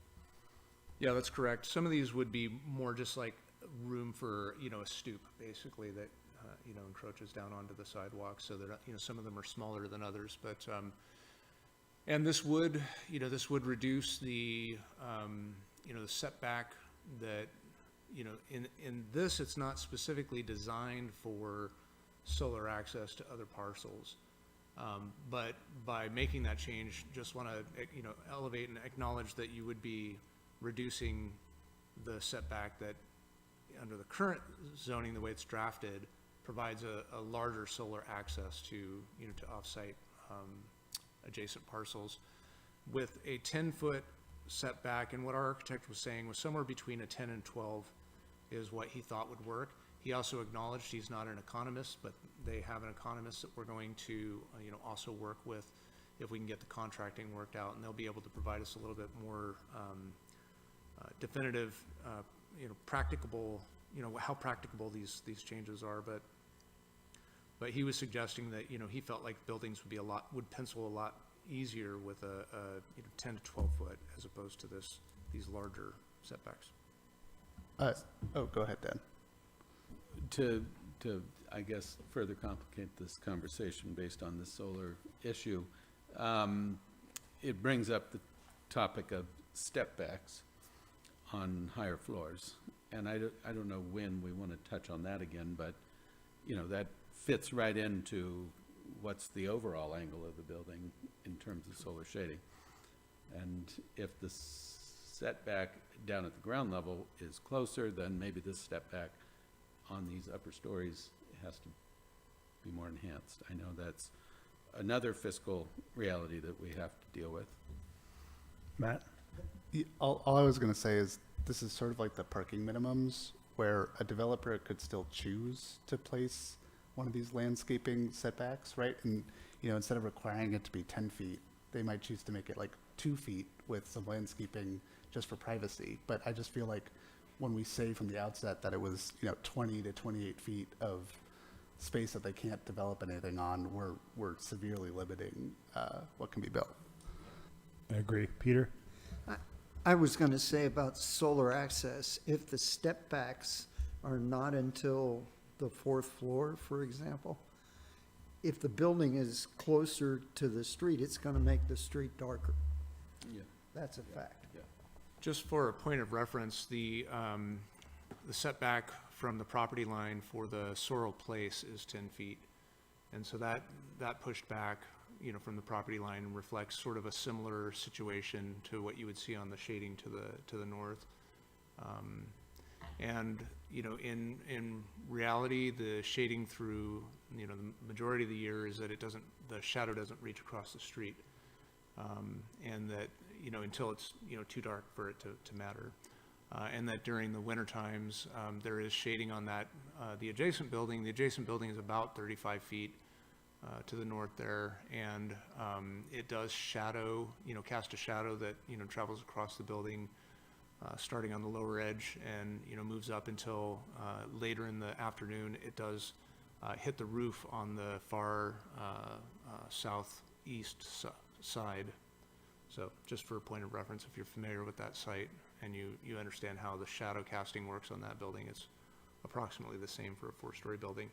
And to Commissioner Tagney's point, if you go above 4 stories, then you would be then casting, more shadow.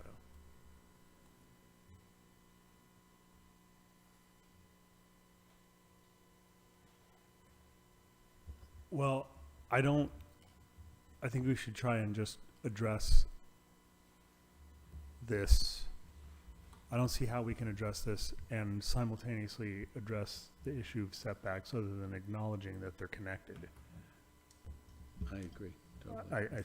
I think this may, to my mind, agreeing or not agreeing with this, if we agree with this, what it does is it changes the boundaries of the discussion around setbacks and how those should be. But I don't think we should try to combine those in making a decision now. Joel? Yeah, I think, let me just ask David, would it be possible to draft a code provision that provides degrees of shade, like a degree of shade analysis, and have an objective standard that says if you shade an adjoining property this many hours, it's prohibited, but if it's less than that, it's okay? I mean, to what, you know, how fine are the, those kind of shading analyses available? Yeah, you absolutely could, or you could, ask for, more detail in terms of, what the maximum footprints, the maximum building height and footprint. Once you get the standards, evaluated, you could take a look at that and see, is that acceptable, or do we need to reduce the size of the buildings? And I would suggest that, at that point, you take into consideration, all kinds of other factors, like economic factors for, how, realistic a building is, given those standards and so on and so forth, so that you have a full understanding of, the impact of those decisions. I think the challenge you run into trying to develop an objective standard around the building itself and saying that each project has to demonstrate this is that you're going to have the problem of the first in, basically. The first building in will then impinge on the ability of the next building to be able to fully use the code, if it's adjacent. I think it gets really complicated on a site-by-site basis doing that. I think it makes more sense to say, either comprehensively, we've looked at every site, we've done this comprehensive shadow analysis, and we're comfortable with the amount of shading that's going to happen on adjacent buildings, or to do a sampling and say, well, we've understood that yes, buildings are going to be shaded. We don't know the impact to all buildings, but we're comfortable with the ones we studied. If that's of interest, or to say that, look, we think that the policies that we're implementing are balancing the, these two objectives, and we're not going to ask for more study. If you ask for more study, that's an appropriation the council will have to make. And then the last thing I'll say on this is that we did, there is a video that I put together using some of the 3D GIS that we had accessible to us. It wasn't based on, these standards, but it was based on sort of maximum building, glass box for, using some sets of assumptions.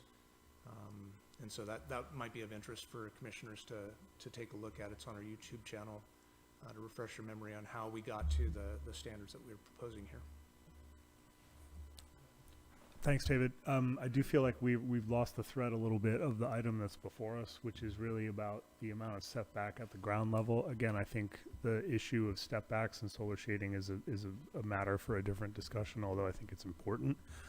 So can we, I'd love to get a sense of where everyone is standing on this regarding reducing the setbacks by at least 10 feet to get closer to our goal of building the kind of housing that we're trying to do here. I totally support the idea. Great. Dan is in favor. I know Matt is. Joel? I'm in favor. Peter?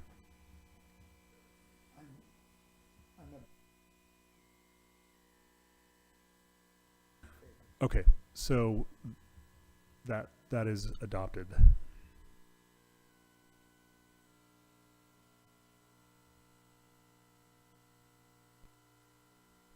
This is me as well. It's related. So the Gateway Neighborhood District not only has setbacks on the street, but also has setbacks on the rear and interior lines of the property. And I don't feel that those are necessary. Personally, I think they sort of are. I think their intent is to create that buffer between the gateway and the surrounding currently exclusionary single-family neighborhoods, but I don't think we need to do that, and so that's why I made this proposal. And this would be specifically across K Street? The neighborhood follows, is kind of north of the hub, and it's kind of on the edges of each of the higher density zoning districts. I can pull up a map. I think a map would be useful.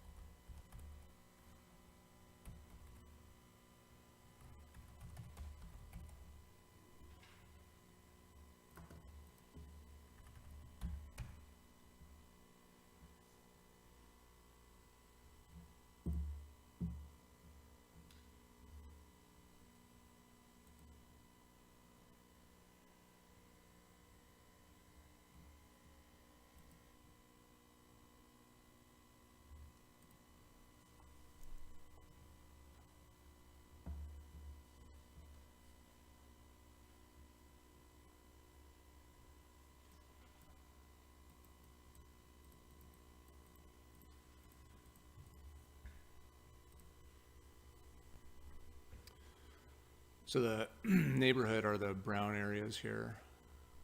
So you can see they form sort of the boundary between the existing neighborhoods and the higher density core hub, and there's nothing bounding that.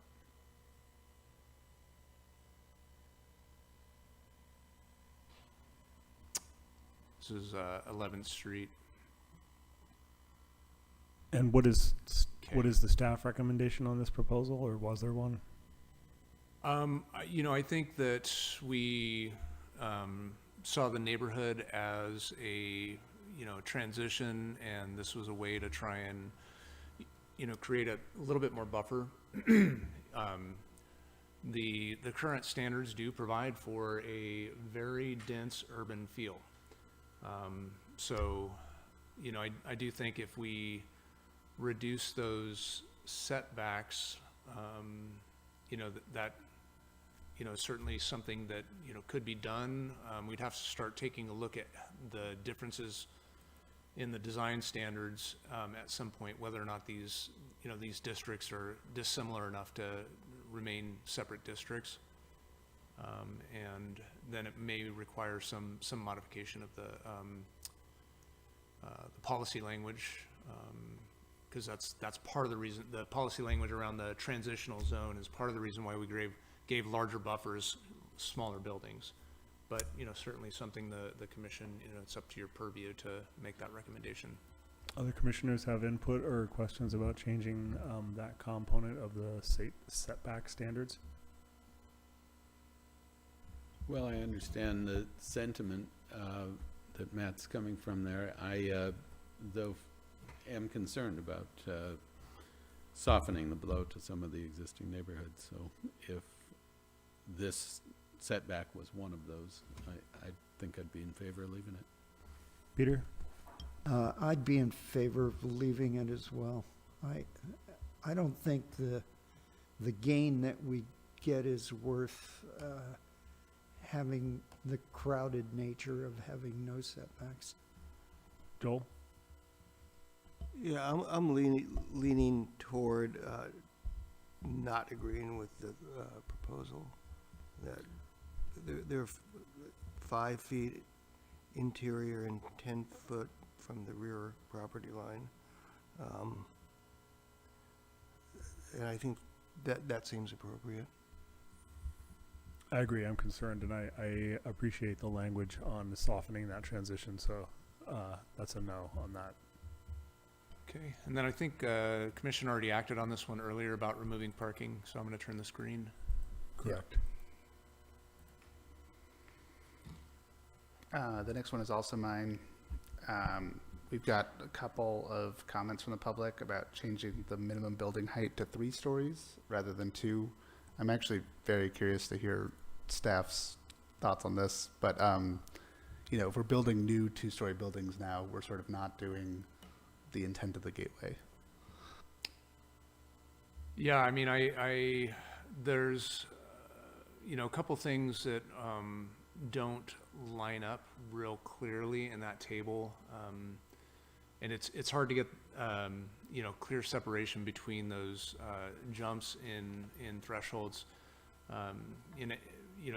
The example I would use is that for each tier, the minimum building height is currently proposed at 2. I'm not sure why someone would choose to be in tier 3 and provide more community benefits and build a 2-story building when they could be in tier 1. So, one of the things that I, considered with our consultant was making it so that the minimum floors also goes up each step. I'm not sure if that fully resolves or maybe creates a new problem, but I certainly think that 3 stories is reasonable minimum. I think that considering the financial feasibility of building larger scale buildings in our community in particular right now, we're likely to see only 4-story buildings in the near term anyway. And I think that probably by the time, I think there are ways to build 3-story buildings that are, actually less expensive than 4 stories. There's ways to get away with doing no elevator, which, you know, significantly increases the cost of the building. So, you know, there's my waffly response to, do we have a recommendation? I guess the answer is sort of no, but those are things you should consider. Dan? I've always been surprised that it wasn't at least 3.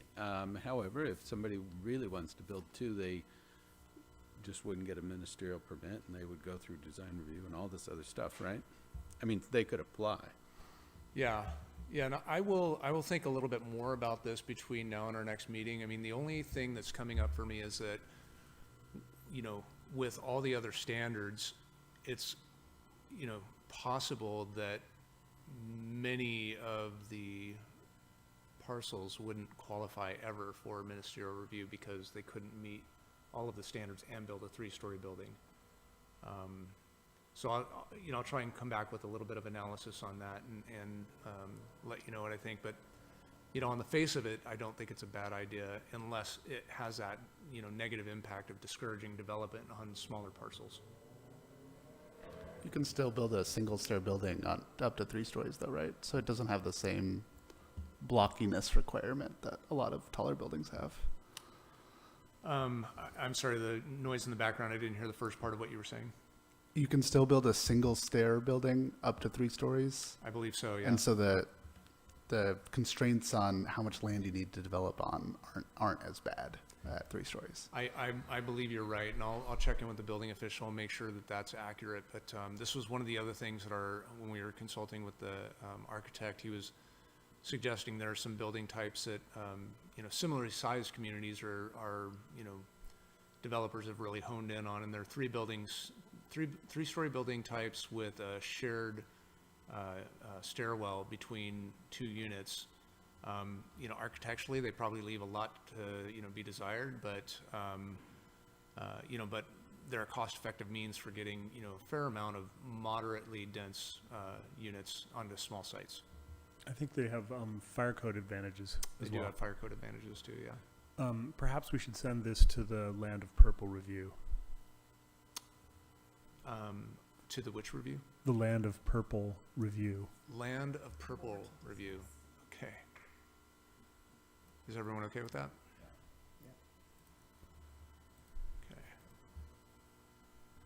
Okay. The next one is mine as well. Currently, commercial developments don't have a minimum building height.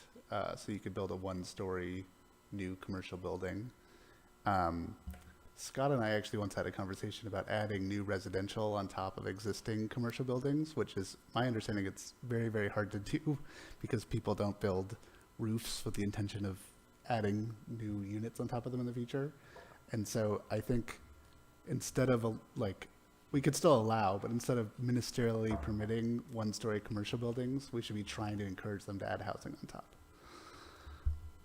Yeah, I think I totally agree. I think right now the way that the code is drafted, and I will double check this, but I think the way the code is drafted is that if they came in with a 1-story commercial building with no residential, and with and actually you have to get above 25 units per acre on your site before you trigger the ministerial review. So if they did come in as a commercial single-story build, and they didn't meet that 25 unit per acre, they would be going for a discretionary approval anyway. Other commissioners have opinion on this, concerns, questions? Sounds like a good idea to me. Thanks, I Peter. agree. Dan? I agree, yeah. Joel? And there's no problem adding that in as a condition because it basically ratifies, you know, the other conditions. Yeah, it's just footnote 1, I think, of all 4 of those tables explicitly exempts commercial buildings from the minimum building height. So we just want to make sure we get that. Okay, I will double check that. Yeah, because the intent is that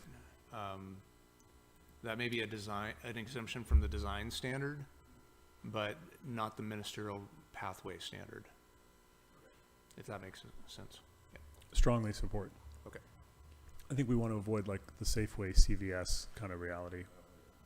Absolutely. Nothing against Safeway or CVS. Okay, so this goes into my next one. So currently the minimum residential density is 25 units per acre. That's not actually that high. You could get to that with, a bunch of single family units and ADUs on, relatively normal sized lot. And so if other commissioners are up to it, I would suggest we increase that. Go ahead, Peter. I don't know, Matt. You could get 25 units per acre with just ADUs? I don't think so. They're pretty darn small, if that's true. I wish Colin Fish from CRTP was here because he's the one who talked me through it. He looked at his house, which is on, like a less than a quarter acre, right? And it's one unit, and then he has an ADU in the back, right? Like you could get up there, you could get close to there with existing one-story, single-family plus ADU.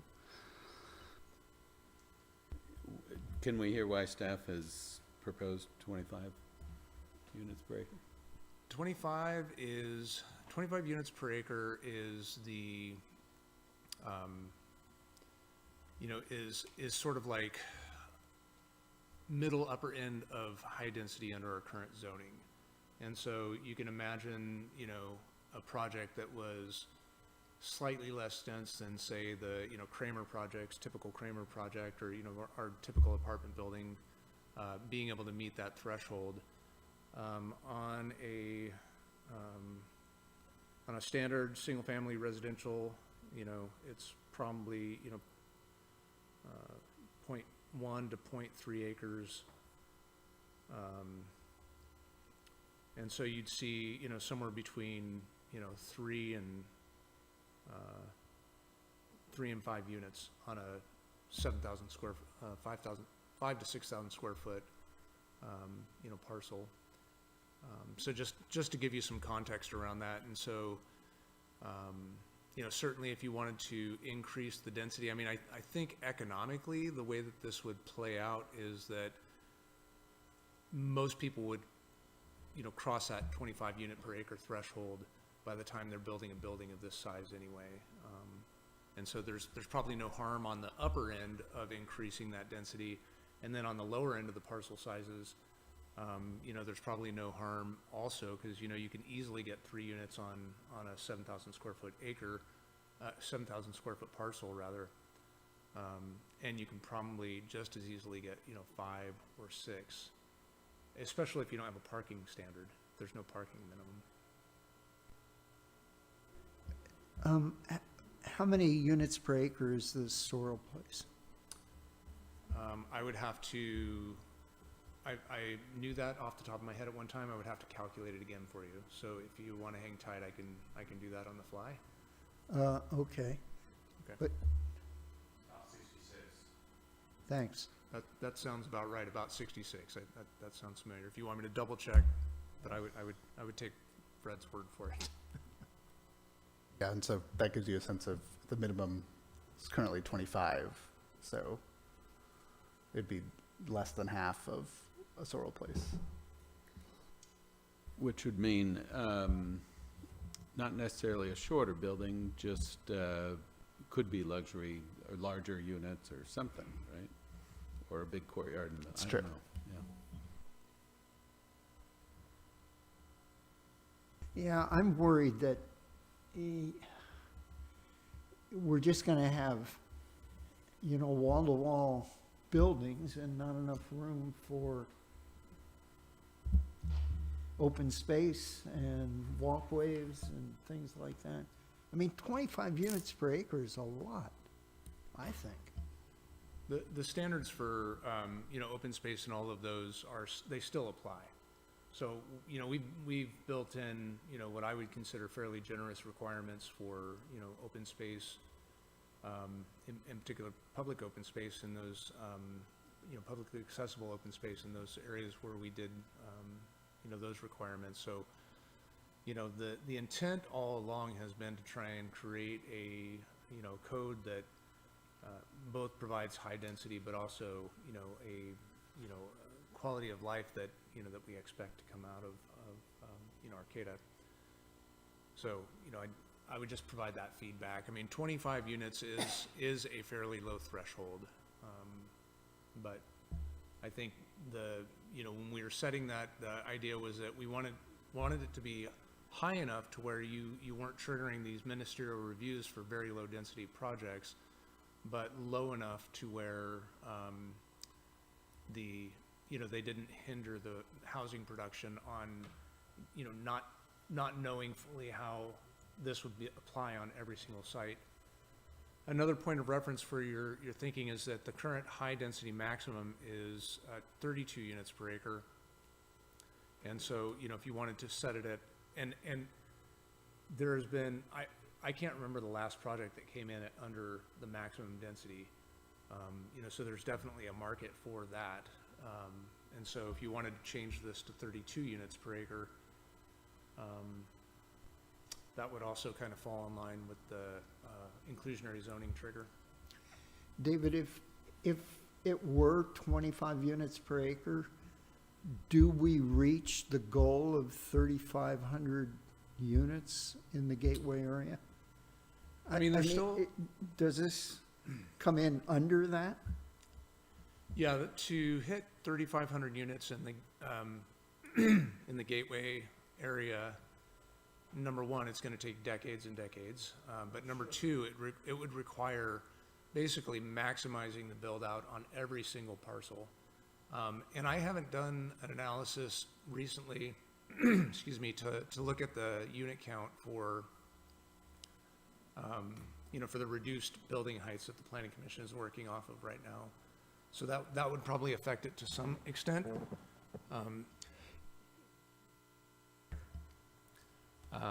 And then again, because we're not regulating unit sizes, I guess the other thing I would say is that, if the market really drove towards, 3,500 one-bedroom units, you could probably still get there. I don't think the market is going to sustain one-bedroom units for, the full 3,500 units that are projected.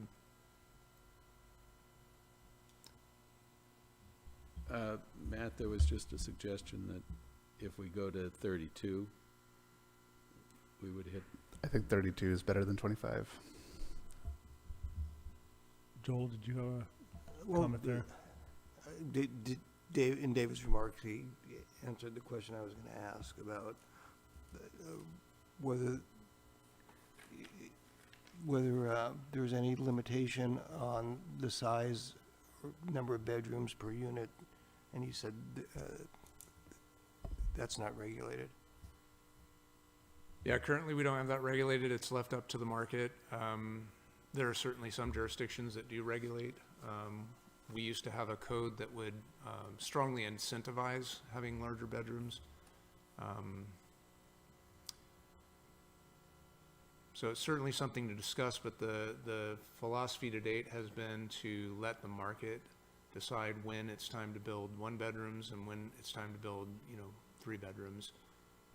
I just listened to a podcast about how San Francisco is getting rid of all of those requirements because every time a developer wanted to build anything, they couldn't exactly match up the 2-bedroom, 3-bedroom, 1-bedroom to what, the city was requiring. I don't want to start playing God like that. Well, I'm not hearing a super clear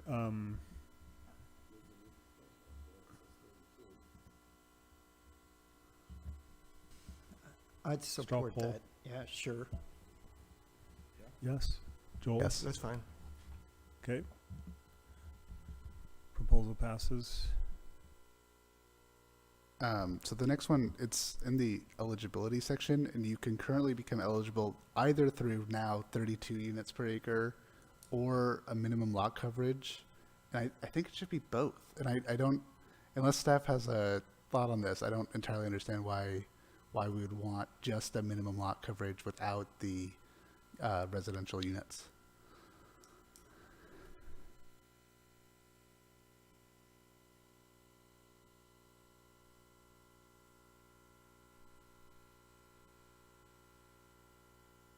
And I'm sorry, these came in late, so I didn't.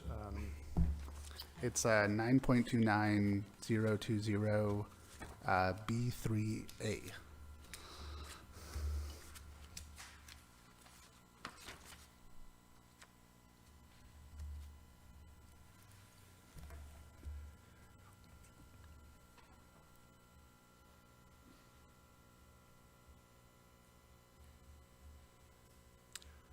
Oh, okay, yeah. So the reason why there's an either or,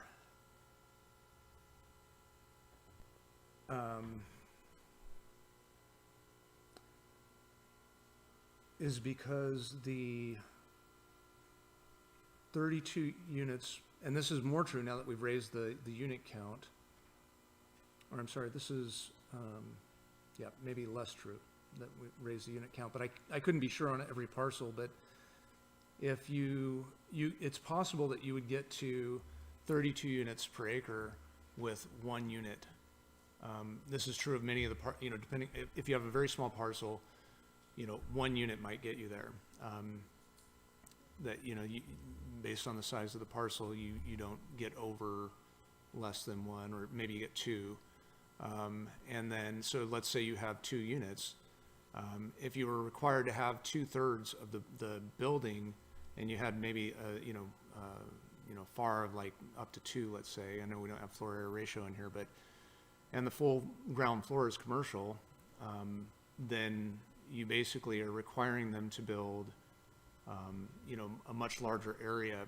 It just seems like on smaller parcels, it may not work quite right. Having them both be 2/3 of the building area and 32 units per acre. I could work through a couple of examples like that and try and bring those back next time and see if I can find parcels where it just wouldn't work. And then you could, make up your mind at that point. Everyone okay with that? That might be helpful. Purple review.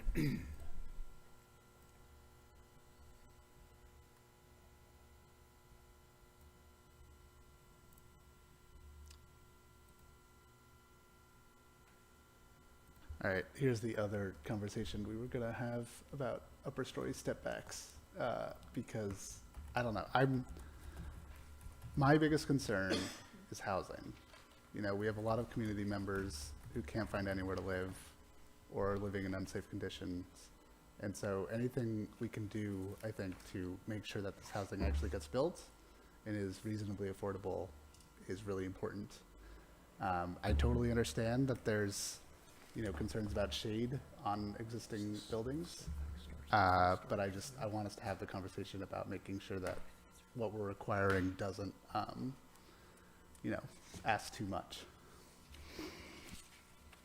Other commissioners have questions or comments about Matt's proposal to eliminate enhanced upper story setback requirements?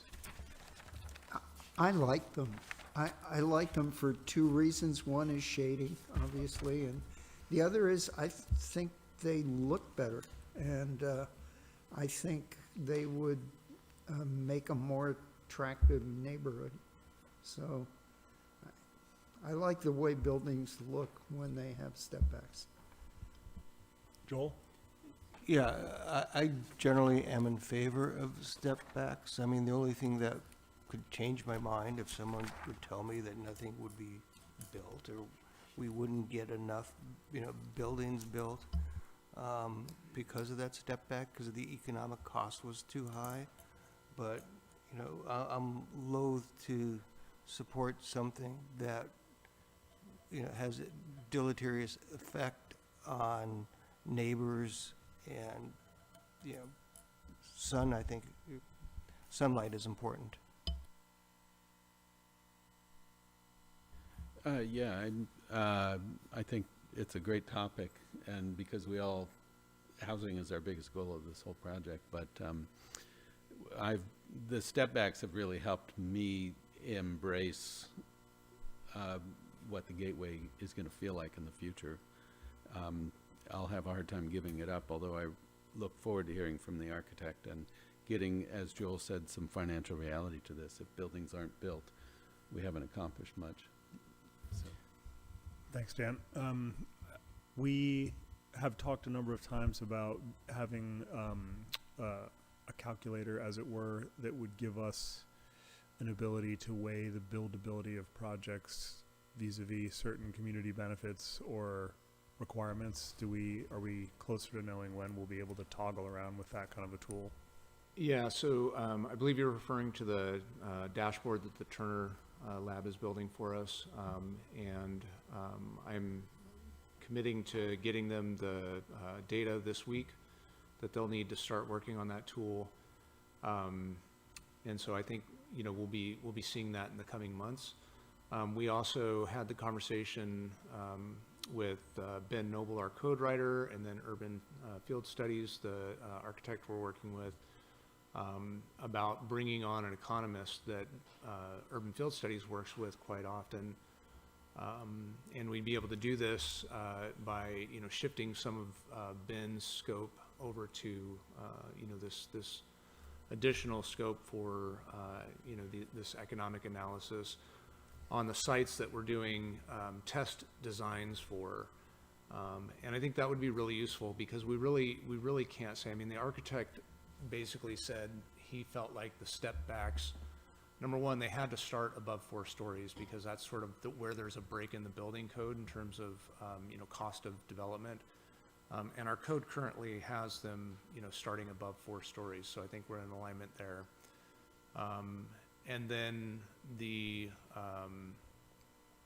you know, the upper floor setbacks, he felt like were really going to impact the viability of, you know, of development.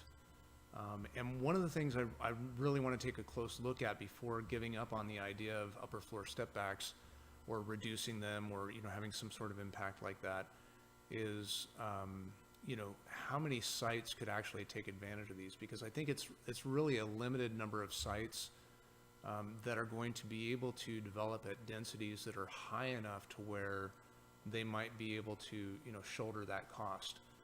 It may mean that everything on, you know, levels 5, 6, 7, or whatever the district allows for, you know, are super high-end, you know, condos. But, you know, given the economics, that might be the case regardless. You know, that you know, folks with those added views, you know, you're not going to see your lower income, you know, inclusionary zoning units on the top floor. So I do think it's a conversation that we need more information on, and it's worth exploring and, you know, considering not just, you know, the economic impact of the buildings, but also the, you know, impact on, you know, nearby community members, you know, is the purpose for developing them in the first place. David, we've seen pictures of buildings that have step backs. I mean, people have built them. It must be known what they cost. I mean, could we talk to a developer or a few developers and, you know, hear from the horse's mouth what we're talking about here? Yeah, we are going to have the architect come, so I'd say your first opportunity is going to be to hear from him and talk to him about it. But I think the answer you're going to hear is that there are really different economies in, you know, these different areas. If you're in downtown San Francisco, you can afford to build a 20-story building. It pencils, you know, it makes sense. And in fact, you're going to tear down that 20-story building in 2 years to build a, you know, 30-story building because the economics work out. And so a lot of it has to do with land value. A lot of it has to do with the, you know, the income in the area and what the market will bear in terms of rents, and other variables that, you know, you know, currently I can tell you there is no way that, you know, someone would be able to come in and pencil a 4-story building, you know, without bringing in, you know, folks from out of the area that are, you know, the incomes from folks that are out of the area. A Yeah, I just 4-story don't believe it building? pencils. Excuse me? A 4-story building? 7-story. Did I say 4-story? Yeah, you said 4. I meant 7-story. Above a 4-story building. Build above a 4-story building. Thank you for that clarification. So it, you know, I know this is a little vague and it's not grounded in, you know, in strict numbers, but I think the answer is that there are really different economies going on in other areas. And so what the architect was reflecting on was based on the economy in your area, I don't think you're ever going to see one of these built if you have this requirement for a step back.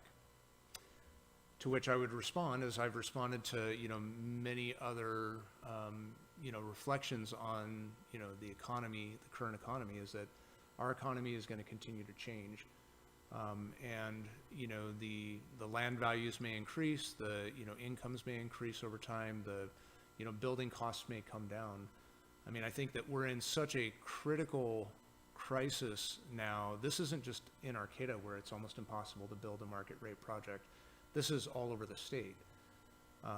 And, you're seeing, a couple of developers, able to build higher density projects right now. And, a lot of that is based on, land cost savings that they've procured. But we're just not seeing a whole lot of interest in our area right now for large scale development. But I think that will change. And I think that, the state is likely to, start taking a hard look at this. I mean, for every bill that comes out that tries to, streamline development and reduce the cost of getting a project to market, there's, counter, law that comes out that, increases the cost of development because of, building code standards or, energy requirements or, various other things. So, I think at some point the state is going to have to do some leveling, and new technologies are going to come out that'll assist us with that, with the cost of development as well. Right now, we're starting to see Cal Poly actually is going to be the first locally built mass timber product, and so we may start to see more mass timber. One of their buildings, I don't recall off the top of my head which one, is going to be a mass timber building. I believe it's one of the ones on campus. It's going to be a mixed use building. So we'll start to see these changes, and that may change the economies. For right now, I think, in the near term, we're likely to see, more 3- and 4-story buildings, that are more affordable to build. And so we're not going to have to cross that threshold. So that was a long way of saying, asking folks from outside, how do you get these things built? They're going to say, well, the median income in my community is, $200,000, and that's how I can afford to build them. Yeah, I think the problem, the danger with making that kind of assessment is it's based on now. And we're trying to put together a plan that's going to last for 20 years. And so it's impossible to say, really, how things are going to change. And I don't want us to limit ourselves in what we envision for the gateway because of the limitations of builders or economics in 2023. That seems silly. Yes, I agree. I hear what you're saying, but hearing from real people doing real projects is still going to be, I don't know, very useful, I think. If I can just add one more thing. We had a conversation earlier about the trade-offs between inclusionary zoning requirements and the community benefits program. And to the extent that these step backs will limit development above 4 stories because they become cost ineffective, we would also be limiting community benefits because a lot of those kick in above 4 stories. And so just as we're thinking about this, I think we should keep that part of it in mind as well, that we actually want them to get up that high because we want those community benefits. What are we talking about here? If indeed somebody built, say, a 5 or 6-story building, and there's now a step back requirement, how much more expensive is that building is that 5% more expensive, 50% more expensive? Where are we? We just don't know. And at this point, without knowing, my vote is to not make this change, not to give up the concept of step backs. Yeah, I agree, Dan. I have a hard time letting go of the step back concept because it's been core to how we've presented this project aesthetically and in a way that sort of addresses a whole other pieces. I hear what you're saying about the economics and the buildability. There's just no denying that that's true. But I think the trade-off to the community and is just too hard for me to swallow right now. Yeah, I'm on board with that, Scott. Okay, and as I'd mentioned earlier, we're going to have the architect here next time as the plan, and they'll be able to weigh in and let you know a little bit more insights into why they said that. Sorry, I have so many guys, but I think you'll like this one better. I don't think I don't think we should have garage doors opening up onto main public streets as is currently allowed. I think they should open up onto alleys. I thought it wasn't allowed. I read it no, to they're- not be allowed. It limited how wide they could be and how frequently, but Well, I totally agree with you, Matt. Do you have a packet page there? that's not the packet page. That's the of the code as it was given to us originally. It is.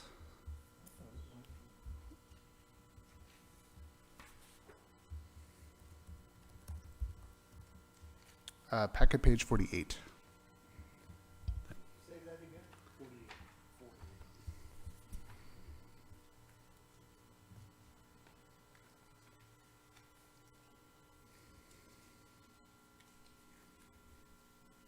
So right now, so on packet page 48 under I2A, reads that garage doors serving individual units may not face a public street. Such garage doors must be oriented toward an alley or private street driveway that is internal to the project. So that's limited to individual units? Yeah. So what you're saying is if there's a garage entrance to a building, specify that those don't go onto public streets also. Yeah, and the reason for that is if we're trying to create a welcoming pedestrian environment, we don't want, cars coming in and out of a garage through the sidewalk, bike lane, outdoor table seating at a restaurant, all that sort of stuff. Yeah, and we did include a requirement around the creamery district that around the creamery building, that be the case, and that we would require those internal drive aisles to that basically create easements that create alleyways. The challenge is without formalizing those in advance, you may have property that's islanded. So if you're in the middle, you don't have access to a side street, there may be no way to develop that property if you don't allow access to the front. I think it's a really good idea, and we got excited about this when we landed on it, and I think it's worth thinking through how that would actually work in practice. And maybe part of that is trying to work with property owners in advance to try and establish those easements. It's really difficult when you have all the legacy land uses to orient everything, but I think it's worth the work to try and arrive at that. If I can just, so imagine the plaza right now, right? We wouldn't want a garage opening onto the main central part of the plaza. We'd want it on one of the side, sort of alley streets that are around the plaza. And so all I was trying to do was sort of get that in the language before anything gets proposed. Yeah, and we have, fortunately, alleyways all around the plaza. There's actually a historic alleyway that goes right through the Jacoby Storehouse. So there used to be an alley that went all the way through there. Now it does an L bend. So I think if we can, try and write some standard that, I think the way to accomplish this is to write a standard that requires, access so that you're starting to create the easements. And then we would try and work with those individual property owners. We'd have to get pretty creative around those islanded properties, though. If they wanted to come in and develop, you'd have to tell them, no, I'm sorry, you can't develop until you can get easement to your property through the back. They could develop without parking, though. They could develop without parking. And someone else could build a garage on an alley. And someone could park at that other garage and then walk to their building without having to drive their car right up to their front door. That is true. So are you saying that staff is going to look at this more and bring this back to us? Is that part of what I'm hearing you articulate? Yeah, and so I guess one question just to clarify is the proposal to have throughout the entire Gateway District no on-street access, or right now we currently have a provision that around the Creamery building, those blocks facing the Creamery would not have access onto the streets, 8th, 9th, and et cetera. I personally feel it could apply to the entire district. And that, I'm not saying there's no garages. They would just have to find a way to not be going through main public streets. Madam, this is counterintuitive to your goal of developing housing, in that, you know, some islanded properties or challenging situations where a developer has to then suddenly put in a lane or something down the whole side of their building so that you can come in from a backside and take away square footage to potential units. I mean, I get the sentiment of nobody wants to be walking down a street and have cars going in a garage. I get that sentiment a lot, but as David's describing, as I think it through, it just feels like this could create some unbuildable kind of situations or less units. I mean, I like the trade-off personally for bikeability and walkability. If we can find a way to feel reasonably secure that we won't be islanding certain portions, I would be supportive with more information is how I would characterize my vote. Yeah, as an avid cyclist, it's a real danger to have a garage where a car can pull out into the street and not see you. Yeah, I agree. Here's a specific example. So one of the sites that we did as a test site was this property here. It's got a lot of vacant space. It doesn't have any other constraints. It's fairly readily developable. Here's the Creamery building itself. And this is, the open door offices are in here. There's the community garden back here. So the project design does show covering the community garden. I'm, not suggesting that's what we want to do, but we're just trying to test the code here. And so when the architect put the building on this, they put the entrance from the front here, and, as we were talking about it, we said, well, that conflicts with the code that we just put in this provision that, facing onto the Creamery, there would be no penetrations. And then we started looking at it, and the only way to get here, the only other way to get here, currently, readily is by, extending 7th Street, which means that there's another crossing for the trail. And so there's a lot of problems, like, as you start to look at this practically. I think I would recommend that we require a joint access along, joint property lines here. Even though this creates a new penetration, maybe it would clean up a couple of other penetrations, egress, and it would preserve the crossing here. Yeah, I mean, we've already got, so as we think about the, future state, 8th and 9th Streets, becoming one-ways, and this area developing and becoming more vibrant means that there's going to be more traffic. Right now, you can just about roll through these, as a bicyclist, you can just about roll through these. There's almost nobody, on these. You can slow down, look both ways. You don't have to stop and wait for traffic often. And the other nice thing is that, drivers, I found, are typically courteous, and they'll stop for you. They don't have to stop. They'll stop for you on that trail. So this is a very enjoyable, trail right now and way to bike. We have, 8th, 9th, 10th, 11th that are already crossing. 8th and 9th are proposed for, one-way egress. With more traffic on here, I just don't know that we want to start opening up additional, points of egress. There's another one right here, and this is proposed currently in the circulation plan to have, to merge onto, L Street. So there may be some refinements as we look at this in more detail on a parcel by parcel basis that we'll want to implement.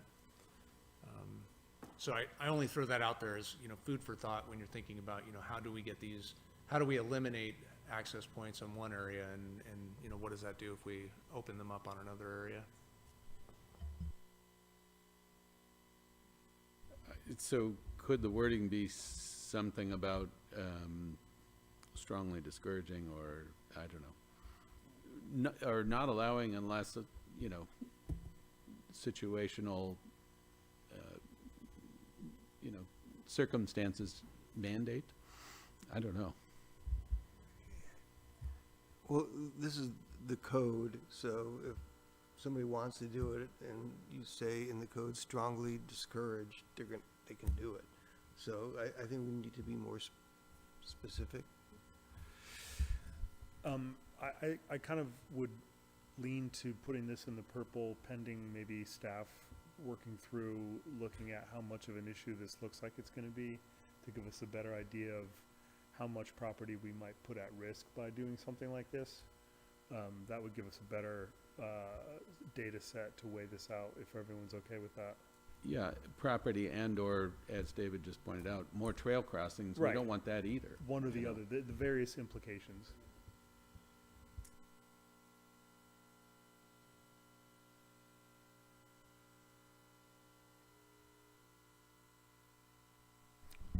This is me as well.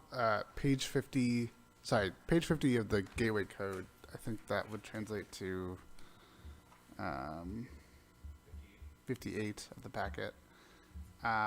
It ties bicycle parking requirements to car parking requirements, and I don't think we should do that.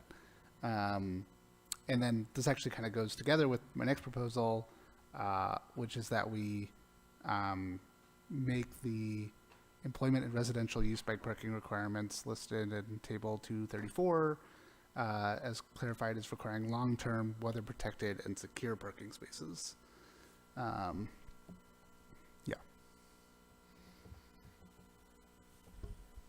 Questions, comments, concerns from other commissioners? Joel? How many bicycles? I'm all in favor of requiring bicycle parking, but how do we impose that as a requirement? Could have it based on the number of dwelling units or, square footage of, commercial space. There are certainly some proposals we can come back with. Yeah, and there already is some language like that in there. It's 58 bicycle facilities has some language like that already. Sounds great. Table 1234 speaks to that. In favor, Peter, I'm presuming? Yeah, oh yeah. Yep, Dan in favor, Joel, everyone, is this an easy one? I think everyone's in favor of this. Okay. The community square section currently requires that the square face two streets. And so you couldn't build a community square that isn't on two streets. When I was thinking about this, I was sort of thinking about some European cities where there are community squares that you can't actually drive right up to. You just sort of walk in and then it's like, oh wow, this great community space that has no cars on it. And I'm not saying we have to require that. I'm just saying we don't require that the square, yes. Yeah, and I think that was the intent originally in the policy document, so staff fully supports that. Great, I think that would be cool.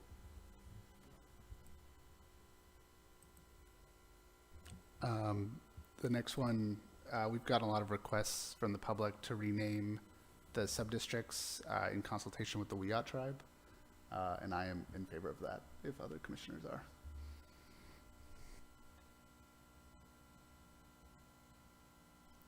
What was staff's response?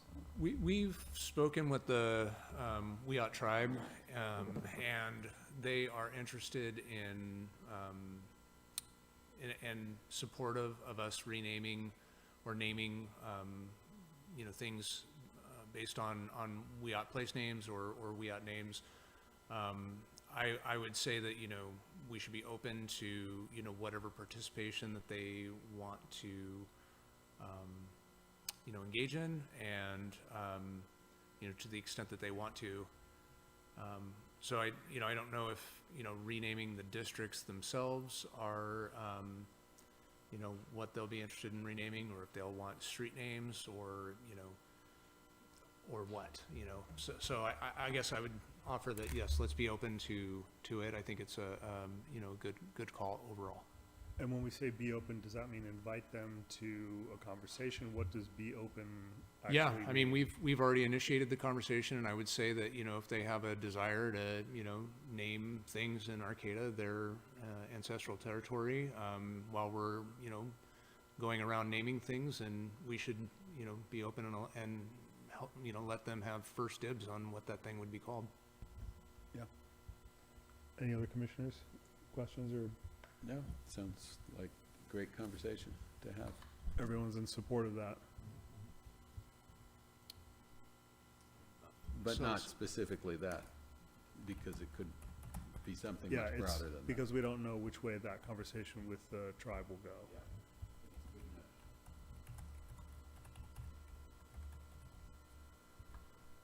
You okay with that friendly modification? Yes.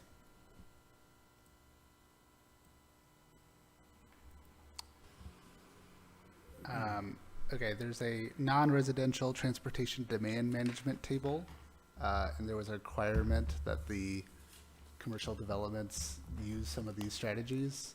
And all I want to do is clarify that that is not an exhaustive list of demand management strategies. It's on page 48 of the document as it was originally given to us, which is, 56, I think. thank you, We're 8 pages ahead. that's helpful.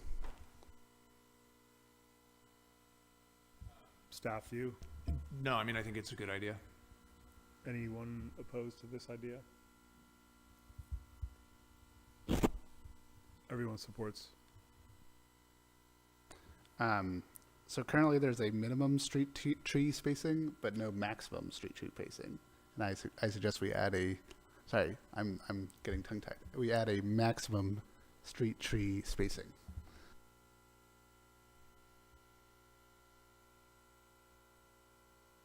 So The that we don't minimum was have too- 30 feet, right? Yeah, and so with no maximum, you could just have like one tree there. Yeah, that was pointed out as a good catch, you know.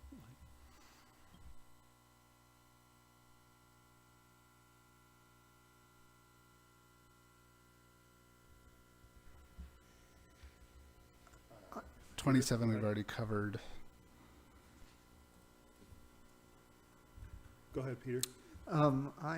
I noted that somewhere else as we're talking about trees, it said, street tree species shall be consistent along each street. And I thought that wasn't necessary or even desirable, that all the trees on the street be the same. I could see it either way. There's parts of Eureka, right, 3rd Street, where there's a super mismatch of trees and they don't look, I think they chose some inappropriate species, so the grandeur isn't there. Yeah. It's kind of a scrawny look. I don't know. As long as they're robust. Yeah, but they don't all have to be the same.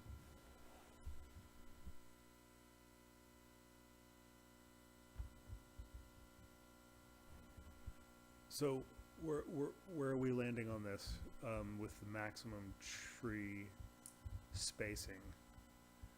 And I guess the wording is a little tricky when I think maximum. I think the concern is that we're going to end up with like too many trees, but it's really the opposite. Well, shouldn't the maximum be 30 feet?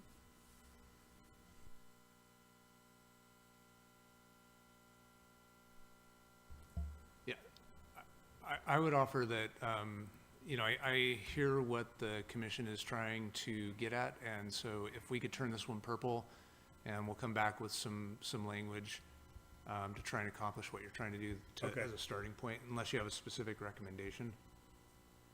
Very good. Everyone okay with that? Yes. Okay. Sorry, 27 we already covered, and then 28 I already made as a suggestion earlier, and staff said they'd have to look into it.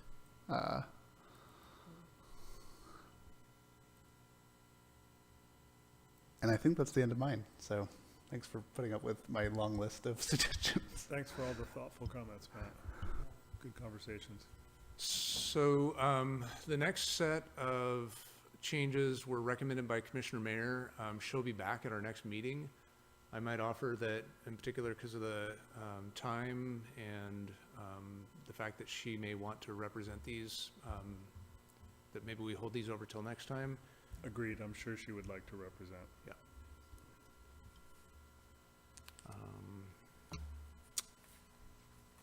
And is that the end of the prepared comments for that portion? That is. Do you mind scrolling up on that one? Just so the other direction, sorry, just to the bottom. I just want to see how far we have to go.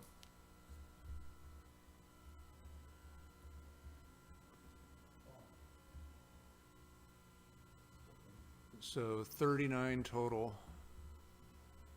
And, We're at 29. yeah.